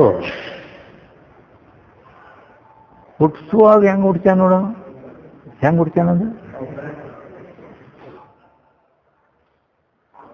ಈ ಜಗತ್ತಿನಾಗ ಎಷ್ಟು ಮಂದಿ ಐತಿ, ಎಷ್ಟು ಜನ ಐತಿ? ಒಬ್ಬರ ಮುಖ ಒಬ್ರಂಗ ಐತಿನ ನೋಡೋದು ಎಂಥ ಕಲಾ. ಒಬ್ಬರ ಮುಖದಂಗ ಒಬ್ರು ಮಾರಿಲ್ಲ, ಬೇರೆನ ಇವನು ಮಾರಿ ಬೇರೆ, ಇವನು ಬೇರೆ, ಎಂಥ ಇದು ಇರ್ಬೇಕದ. ಅಲ್ಲದ ಬರೇ ಮುಖ ಬೇರೆ ಬೇರೆ ಅದಾವ ಅನ್ನೋದು ಏನು ದೊಡ್ಡ ಮಾತಲ್ಲ. ಅವ್ರವ್ರ ಗುಣಗಳು ಬೇರೆ ಬೇರೆ ಅದಾವ. ಅವರವ್ರ ಕರ್ಮಗಳು ಬೇರೆ ಬೇರೆ ಅದಾವ. ಅವರವ್ರ ಭೋಗಗಳು, ಸುಖ ದುಃಖ ಭೋಗಗಳು, ಅವ್ರ ಹಣಿಬಾರಗಳು ಬೇರೆ ಬೇರೆ ಅದಾವ. ಅಲ್ಲದ ಇನ್ನೂ ಒಂದು ಯಾಕೆ ಇನ್ನ ರಗಡದಾವ. ಹಂಗ ಏನ್ ರಗಡದಾವ ಅಂದ್ರ ಅವ್ರ ಪ್ರತಿಯೊಬ್ಬರು ಫಿಂಗರ್ ಪ್ರಿಂಟ್ ಇವೇನು ಕೈ ಗೆರಿಯದವ್ರ ಬಟ್ ಒತ್ತಾರೆ. ಯಾಕೆ ಗೊತ್ತೇನು? ಅವನಂಗೆ ಮತ್ತೊಬ್ರದ್ದು ಯಾರ್ದು ಇಲ್ಲ. ಹಿಂಗೆ ಪ್ರತಿಯೊಬ್ಬರು ಬೇರೆ ಅಂದ್ರೆ ಏನು ವಿಚಿತ್ರತೆ ಇದು. ಕೈ ಗೆರೆ ಇವು ಒಬ್ರು ಇದ್ದಂಗ ಇನ್ನೊಬ್ರು ಇಲ್ಲ, ಬೇರೆ ಬೇರೆನದಾವ. ಅಲ್ಲಿ ಈ ಹೋಗಿ ಮನಿ ತುಡುಗು ಮಾಡಿದ್ದಂದ್ರೆ ಅವು ಹಿಂಗೆ ಕೈಲಿ ಅದಕ್ಕೆ ಇದು ತೆರಿತಾನಲ್ಲ ತಿಜೋರಿ, ಹಿಂಗೆ ತೆರೆದಿದ್ದ ಕೈ ಹಚ್ಚಿದ್ದಂದ್ರೆ ಫಿಂಗರ್ ಮೂಡ್ತಾವ. ಅಲ್ಲಿ ಪೌಡ್ರ್ ಹೊಡಿತಾರೆ. ಪೌಡ್ರ್ ಹೊಡೆದು ಫಿಂಗರ್ ಪ್ರಿಂಟ್ ತೆಗಿತಾರೆ. ಅಲ್ಲಿ ಮೊದಲ ಇದು ಇರ್ತಾವ ರೆಕಾರ್ಡ್ಗಳು ಅವರಲ್ಲಿ. ಕಳ್ತಾನ ಯಾವ್ಯಾವ ಮಾಡ್ತಾನ, ಏನೇನು ಮಾಡ್ಯಾನ, ಹಿಂಗೆಲ್ಲ ಅವರು ಅಲ್ಲಿ ಜೋಡಿಸಿ ನೋಡ್ತಾರೆ. ಇವಂದ ಐತಿ ಹೇಳ್ತಾರೆ. ಹಿಂಗೆಲ್ಲ ಕೈಗೆರೆಗಳು ಬೇರೆ ಬೇರೆ. ಏನೋ ಒಂದು ವಿಶೇಷ ಅಂದ್ರೆ ಮೈ ವಾಸನೆ ಪ್ರತಿಯೊಬ್ಬರು ಬೇರೆ ಅದಾವ ನೋಡಿ. ನಿಮಗ್ ಗೊತ್ತಾಗುದಿಲ್ಲ ಅವು, ನಿಮಗ್ ಗೊತ್ತಾಗ. ಅದು ಪೊಲೀಸರ ನಾಯಿಗೆ ಗೊತ್ತಾಕತಿ. ಕರೆನ. ಈಗ ನಿಮ್ದು ಅರಿವೈತಲ್ಲ, ನೀವು ಮುಖ ಚೀಟ್ಕೊಂಡು ಹಿಂಗೆ ಮಾಡಿ ಚೀಟ್ಕೊಂಡು ಇಡಿಲಿ. ಆ ನಾಯಿ ಬಿಟ್ರಂದ್ರ ಅದು ಬಂದು ಅದನ್ನು ಮೂಸಿ ನೋಡ್ತಿಲ್ಲೋ, ನೀ ಬೇಕಾದಲ್ಲಿ ಕೊಂದ್ರ ನಿನ್ನ ಬಂದು ಹಿಡಿತೈತ. ಚಪ್ಪಲ್ ಹಾಕೊಂಡದ್ದು ಅದನ್ನ ಮೂಸಿ ನೋಡ್ತು, ನಿನ್ನ ಇವು ಯಾರು ಇಷ್ಟು ಅಂದ್ರೆ ಪ್ರತಿಯೊಬ್ಬರು ಮೈ ವಾಸನೆ ಬೇರೆ ಬೇರೆ ಬೇರೆ ಅದಾವ. ಹಿಂಗೆ ಈ ಕೂನಿ ಕೇಸ ಮತ್ತು ದೊರಡಿ ಅವು ಇವು ಆದದ್ದು ಹಿಂಗೆ ಇದು ಮಾಡ್ತಾರೆ. ಆದ್ದರಿಂದ ಎಂಥ ಸರ್ವಜ್ಞತ್ವ ಅಂತ ಇದಕ್ಕೆ. ಪ್ರತಿಯೊಂದು ಬೇರೆ ಬೇರೆ ಎಲ್ಲರೂ ಹಿಂಗೆ ಸೃಷ್ಟಿ ಮಾಡ್ಯಾನವ. ಅದಕ್ಕಾಗಿ ಆ ಪರಮಾತ್ಮ ಈ ರೀತಿ ಜಗತ್ತನ್ನು ಮಾಡ್ಯ. ಈ ವಿಷಯವನ್ನು ಬ್ರಹ್ಮಸೂತ್ರದಲ್ಲಿ ಹೇಳ್ಕೊಂಡು ಬಂದ. ಇದು ಉಪನಿಷತ್ತಿನೊಳಗೆ ಹೇಳಿದ್ದೇವೆ, ತೈತ್ರಿಯ ಉಪನಿಷತ್ತು. ಹೌದಾ? ಬ್ರಹ್ಮಸೂತ್ರದಲ್ಲಿ ಜನ್ಮಾದ್ಯಸ್ಯ ಯತಃ ಶಾಸ್ತ್ರಯೋನಿತ್ವ, ಅದು ಬೇರೆ ಇದು ಬೇರೆ. ಅಂದ್ರೆ ಜನ್ಮಾದ್ಯಸ್ಯ ಯತಃ ಅನ್ನೋದು ಬ್ರಹ್ಮಸೂತ್ರದ 1ನೇ ಅಧ್ಯಾಯದ 1ನೇ ಪಾದದ 2ನೇ ಮಂತ್ರ, 2ನೇ ಸೂತ್ರದ. ಜನ್ಮಾದ್ಯಸ್ಯ ಯತಃ ಅನ್ನೋದು ಬ್ರಹ್ಮಸೂತ್ರದ 1ನೇ ಅಧ್ಯಾಯ 1ನೇ ಪಾದದ 2ನೇ ಸೂತ್ರ. ಶಾಸ್ತ್ರ ಯೋನಿತ್ವಾತ್ ಅನ್ನೋದು 1ನೇ ಅಧ್ಯಾಯ 1ನೇ ಸೂತ್ರದ 3ನೇ ಸೂತ್ರ ಐತಿ. 1ನೇ ಅಧ್ಯಾಯ 1ನೇ ಪಾದ 3ನೇ ಸೂತ್ರ ಅದು. ಹಿಂಗ ಅಲ್ಲಿ ಶಾಸ್ತ್ರ ಯೋನಿತ್ವಾದ ಹಿಂಗೆ ಹೇಳ್ಕೊಂಬಂದಾಳೆ. ಈ ಮೊದಲಾದ ಸೂತ್ರಗಳಲ್ಲಿಯೂ ಕೂಡ, ಅಲ್ಲದೆ ವಿವೇಕ್ ಚಿಂತಾಮಣಿಯಲ್ಲಿ ಅಲ್ಲಿ ವಿವೇಕ್ ಚಿಂತಾಮಣಿಯ 2 ನಂಬರ್ದೊಳಗೆ ಹೇಳ್ಯಾರ. ಅಲ್ಲಿ ಅವಲೋಕನ ಮಾಡಬಹುದು. ಅಂದ್ರೆ ಈಶ್ವರನಿಂದ ಈ ಜಗತ್ತು ಹುಟ್ಟೈತಿ ಅನ್ನೋ ಬಗ್ಗೆ ಇವೆಲ್ಲ ಪ್ರಮಾಣಗಳು ಶ್ರುತ್ಯರ್ಥಕ್ಕೆ ಅನುಕೂಲವಾದ ಅನುಮಾನ ಪ್ರಮಾಣ ತರ್ಕಾದಿಗಳನ್ನು ಮಾಡಬೇಕೇ ಹೊರತು ಶ್ರುತಿ ವ್ಯತಿರಿಕ್ತ ಕೇವಲ ಸ್ವಾತಂತ್ರ್ಯವಾಗಿ ತರ್ಕ ಅನುಮಾನಗಳಿಗೆ ಪ್ರಮಾಣತ್ವ ಇಲ್ಲ. ಪರ್ವತರಾಜನ ಪುತ್ರಿಯಾದ ಪಾರ್ವತಿಗೆ ಮಾಯಾಶಕ್ತಿ ಎಂದು ಅರ್ಥ ಮಾಡುವುದು ಪುರಾಣೋಕ್ತಿಗೆ ವಿರೋಧ ಆಗುವುದಿಲ್ಲೇನ್ರಿ ಅಂತ ಒಂದು ಶಿಷ್ಯ ಕೇಳ. ಆ ಪರ್ವತರಾಜನ ಪಾರ್ವತಿ ದೇವಿಗೆ ಮತ್ತು ಆಕಿನ ಇಷ್ಟು ಕೊಂಡಾಡ್ತಾರೆ, ಇದು ಮಾಡ್ತಾರೆ, ನೀವು ಆಕಿಗೆ ಮಾಯಾ ಅಂದಿರಿ, ಇದು ಹೆಂಗದು ಅಂತ ಅಂದವ. ಅದಕ್ಕೆ ಗುರುಗಳು ಹೇಳಿದ್ರು, ಆಕಿಗೆ ಮಾಯಾ ಅಂದದ್ದು ಏನು ವಿರೋಧ ಅಲ್ಲ. ವೇದಾರ್ಥವನ್ನು ಬಲ್ಲಂತ ವೇದವ್ಯಾಸರೇ ಪುರಾಣಗಳ ಕರ್ತರು ಕೂಡ ಆಗಿದ್ದಾರೆ. ಅದು ಅವರು ಮಂದಾಧಿಕಾರಿಗಳಿಗೆ ಬೋಧ ಮಾಡುವುದಕ್ಕೆ ಈಗ ಪುರಾಣ ಹೇಳ್ಯಾರ, ಅವ್ರು ಮಾಡ್ಯಾರ. ಪ್ರಸಂಗಾನುಸಾರ ಭಕ್ತಿ ಗುಣ ಮಹಾತ್ಮೆ ಲಾಕ್ಷಣಿಕಾರ್ಥಗಳನ್ನು ಮಾಡತಕ್ಕದ್ದು. ಅರ್ಥಾತ್ ವೇದಾರ್ಥಕ್ಕೆ ಅನುಸಾರವಾಗಿ ಅರ್ಥ ಮಾಡ್ಬೇಕಂತ ನಗರಾಜ ಸುತೆಯ ರಮಣಂಗೆ ಅಂತ ಹೇಳ್ಯಾರ. ನಗರಾಜ ಸುತೆಯ ರಮಣಂಗೆ. ನಗರಾಜ ಅಂದ್ರ ಪರ್ವತರಾಜನ, ಸುತೆ ಅಂದ್ರ ಮಗಳು, ಆಕಿ ರಮಣ ಅಂದ್ರ ಆಕಿ ಪತಿ ಗಂಡ. ಅಲ್ಲಿ ನಗರಾಜ ಅಂತಂದ್ರ ನಗಚ್ಛತಿ ಇತಿ ನಗಹ, ಗಮನ ಮಾಡುವುದಿಲ್ಲ. ಗಮನವಿಲ್ಲದ್ರಿಂದ ನಗ ಅಂತ ಹೇಳ್ಯಾರ. ಅಂದರೆ ಅಚಲವೆಂಬ ಭಾವ. ರಾಜವೆಂಬ ಪದ ಶ್ರೇಷ್ಠವಾಚಕ ಐತಿ. ಪರ್ವತಗಳು ಗಮನಾಗಮನ ಮಾಡುವುದಿಲ್ಲವಾದ್ದರಿಂದ ಅಚಲ ಅಂತ ಹೇಳಿದ್ರು. ನಗರಾಜ ನಗ ಅಂತ. ಅವುಗಳಲ್ಲಿ ಶ್ರೇಷ್ಠವಾದದ್ದು ಹಿಮವತ್ ಪರ್ವತ. ಅಂತ ಪರ್ವತನ ಸಂಬಂಧಿ ಪುತ್ರಿಯಾದಂಥ ಪಾರ್ವತಿ ಎಂಬ ಹೆಸರು ಬಂದದ. ಈಕೆಗೆ ಪರಮಾತ್ಮ ಪತಿಯಾಗಿರ್ತಾನೆ ಅಂತ ಕಥೆನೂ ಹೋದ ಅಂತ ಹೇಳಿದ್ರು. ಅವಾಗ ಶಿಷ್ಯ ಅಂದ, ಏನಂದ, ಪರ್ವತ ಜಡ ಅದಾವು, ಕಲ್ಲಿನೂ ಮಣ್ಣಿನೂ ಅದಾವಿಲ್ಲ, ಮತ್ತು ಅವು ಹೆಂಗ ಪಾರ್ವತಿನ ಹಾಡ್ದವು ಅಂತ ಹಿಂಗದ. ಏನ್ರ ಮತ್ತು ಜೀವ ಚೇತನ ಮನುಷ್ಯ ಹಿಂಗೆ ಏನ್ರ ಇತ್ತಂದ್ರೆ ಅದರಿಂದ ಆಗ್ಬೋದು. ಕಲ್ಲ ಮಣ್ಣಿಂದ ಅದು ಜಡ ಪದಾರ್ಥ, ಪರ್ವತ ಗುಡ್ಡ, ಅದೇ ಹಂಗೆ ಮಗಳನ್ನ ಹುಟ್ಟಿಸ್ತು ಅಂತ ಕೇಳಿದವ ಶಿಷ್ಯ. ಅದಕ್ಕೆ ಅವ್ರಂದ್ರು, ಹಾಗಲ್ಲ, ಪರ್ವತಗಳು ದೇವತಾತ್ಮಗಳಾಗಿರುತ್ತವೆ. ಅದ್ರ ಮೈ, ಅದು ಕಲ್ಲ ಮಣ್ಣ ನಿನಗೆ ಕಾಣ್ತೈತಿಲ್ಲ, ಅದು ಮೈ ಐತಿ, ಅದರ ಶರೀರ ಐತಿ.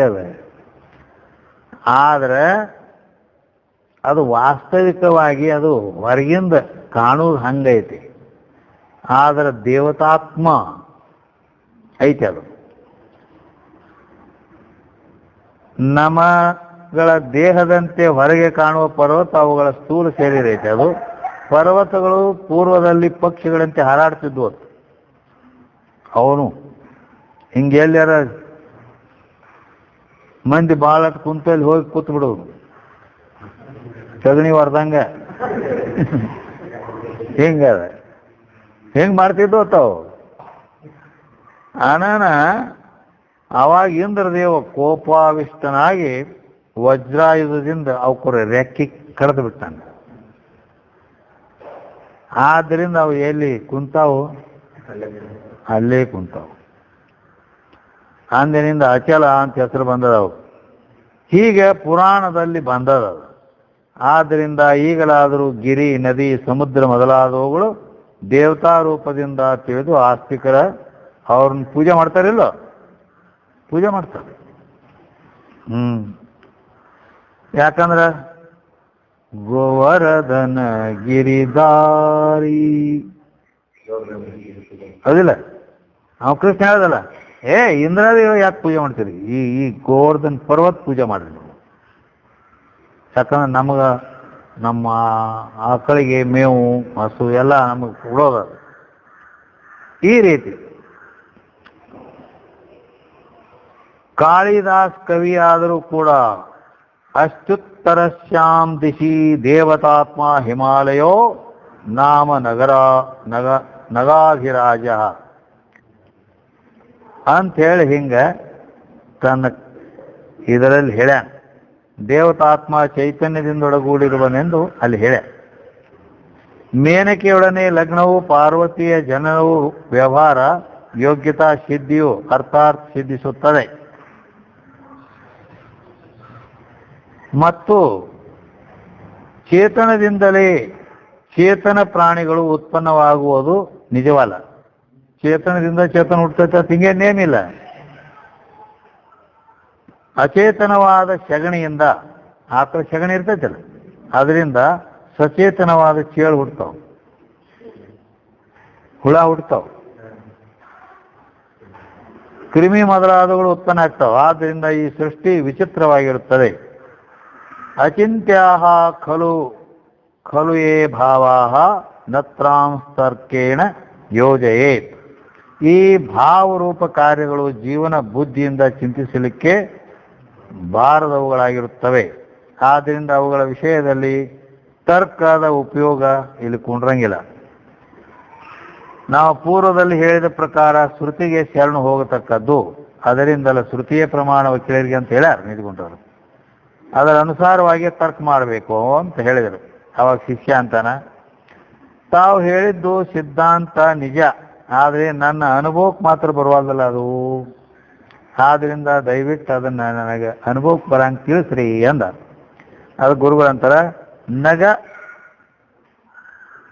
ನಗ ಅಂದ್ರೆ ಗ ಅಂದ್ರೆ ಗಮನ, ನ ಅಂದ್ರೆ ಇಲ್ಲದ್ದು. ಯಾವುದಕ್ಕೆ ಗಮನವಿಲ್ಲವೋ ಅಚಲವೆಂದು ಹೇಳಿಸಿಕೊಳ್ಳುತ್ತದೆ. ಕಲ್ಪಿತಗಳಾದ ಗಿರಿ, ಆಕಾಶ ಇವೆಲ್ಲ ಅಚಲ ಪದಾರ್ಥಗಳಿಗಿಂತಲೂ ಅಧಿಷ್ಠಾನವಾದ ಪರಬ್ರಹ್ಮ ಏನದಲ್ಲ ಪರಶಿವ. ಅವ ನಿರಪೇಕ್ಷಕ ಪರಿಪೂರ್ಣನಾದ್ದರಿಂದ ಅಚಲಗಳಲ್ಲಿ ಶ್ರೇಷ್ಠನಾಗಿರುತ್ತಾನೆ. ಅಂಥ ಪರಬ್ರಹ್ಮ ಚೈತನ್ಯವನ್ನು ಆಶ್ರಯಿಸಿಕೊಂಡು ಅನಿರ್ವಚನೀಯವಾದ ಮಾಯಾಶಕ್ತಿ ಉಂಟು. ಆ ಮಾಯಾಶಕ್ತಿ ಸ್ವತಂತ್ರ ಇಲ್ಲ, ಕಿಂತು ಚೇತನವನ್ನು ಆಶ್ರಯಿಕೊಂಡಿರುತ್ತದೆ. ಅದಕ್ಕೆ ಸ್ವ ಆಶ್ರಯ ಸ್ವವಿಷಯ ಪಕ್ಷಾನು ಅಂತಾರೆ. ಆಶ್ರಯ ಮತ್ತು ವಿಷಯವಾದದ್ದು ವಿಭಾಗ ರಹಿತ ಶುದ್ಧ ಚೇತನವಿರುತ್ತದೆ. ಹೀಗೆ ಪ್ರಮಾಣ ಉಂಟು. ಇಂಥ ಮಾಯೋಪಾದಿಯಿಂದಲೇ ಈಶ್ವರತ್ವ ಅವನಿಗೆ ಬಂದದ. ಆದ್ದರಿಂದ ಅದ ಲಗ್ನ ಹೋಗು ಸಂಜ್ಞೆಯನ್ನು ಕೊಟ್ಟಿರ್ತದೆ. ಇಂಥ ಮಾಯೋಪಾದಿಯಿಂದ ಕೂಡಿರುವವನಿಗೆ ಮಹೇಶ್ವರ ಅಂತಾರೆ. ಅದನ್ನೇ ಶ್ವೇತಾಶ್ವತರ ಉಪನಿಷತ್ತಿನ 4ನೇ ಅಧ್ಯಾಯದ 10ನೇ ಮಂತ್ರದಲ್ಲಿ ಮಾಯಾಂತು ಪ್ರಕೃತಿ ವಿದ್ಯಾನ್ ಮಾಯಿನಂತೂ ಮಹೇಶ್ವರಂ ಅಂತ ಶ್ವೇತಾಶ್ವತರ ಉಪನಿಷತ್ತು ಹೇಳ್ಯಾರ. ಆ ಮಾಯಾಮೋಹಕ್ಕೆ ವಶಗತನಾಗದೆ ಆ ಮಾಯನ್ನು ತನ್ನ ಕೊಂಡದ್ದರಿಂದ ವಲ್ಲಭ ನಗರಾಜ ಸುತೆಯ ರಮಣಂಗಿ ಅಂದಾರಂತೆ. ಅದಕ್ಕೆ ಅವ ವಲ್ಲಭದಾನ, ಪತಿ ಅದಾನ, ಮಾಯಾಕವ ಒಳಗಾಗಿಲ್ಲ, ಇವ ಜೀವ ಒಳಗಾಗ್ಯಾನ. ಸ್ವಾಶ್ರಯ ವ್ಯಾಮೋಹಕರಿ ಅವಿದ್ಯ, ಸ್ವಾಶ್ರಯ ಅವ್ಯಾಮೋಹಕರಿ ಮಾಯಾ, ಹಿಂಗೆ ಲಕ್ಷಣ ಮಾಡ್ಯಾರ. ತನ್ನ ಆಶ್ರಯದಲ್ಲಿದ್ದವ್ರಿಗೆ ಯಾವುದು ಇದ್ದು ಅದಕ್ಕೆ ಮೋಹ ಮಾಡುವುದಿಲ್ಲೋ ಅದಕ್ಕೆ ಮಾಯಾ ಅನ್ಬೇಕು, ಮೋಹ ಮಾಡ್ತಿದ್ರೆ ಅದಕ್ಕೆ ಅವಿದ್ಯೆ ಅನ್ಬೇಕು. ಹೆಂಗೆ ಆದರೆ ಇಂಥ ನಗರಾಜ ಮಾವಿನ ಮತ್ತು ಸರ್ವಜ್ಞತ್ವಾದಿಗಳನ್ನು ಉಂಟು ಮಾಡಿಬಿಟ್ಟಿರ್ತಾರೆ. ಸುತೆಯ ರಮಣನಾದ ಶಂಭುಲಿಂಗನಿಗೆ ಭಕ್ತಿಯಿಂದ ಯುಕ್ತರಾಗಿ ನಮಸ್ಕಾರ ಮಾಡುತ್ತೇನೆ ಅಂತ ಹೇಳಿದರು ಅನ್ನೋದೇ ಇದು ಯೋಗ್ಯವಾಗಿದೆ.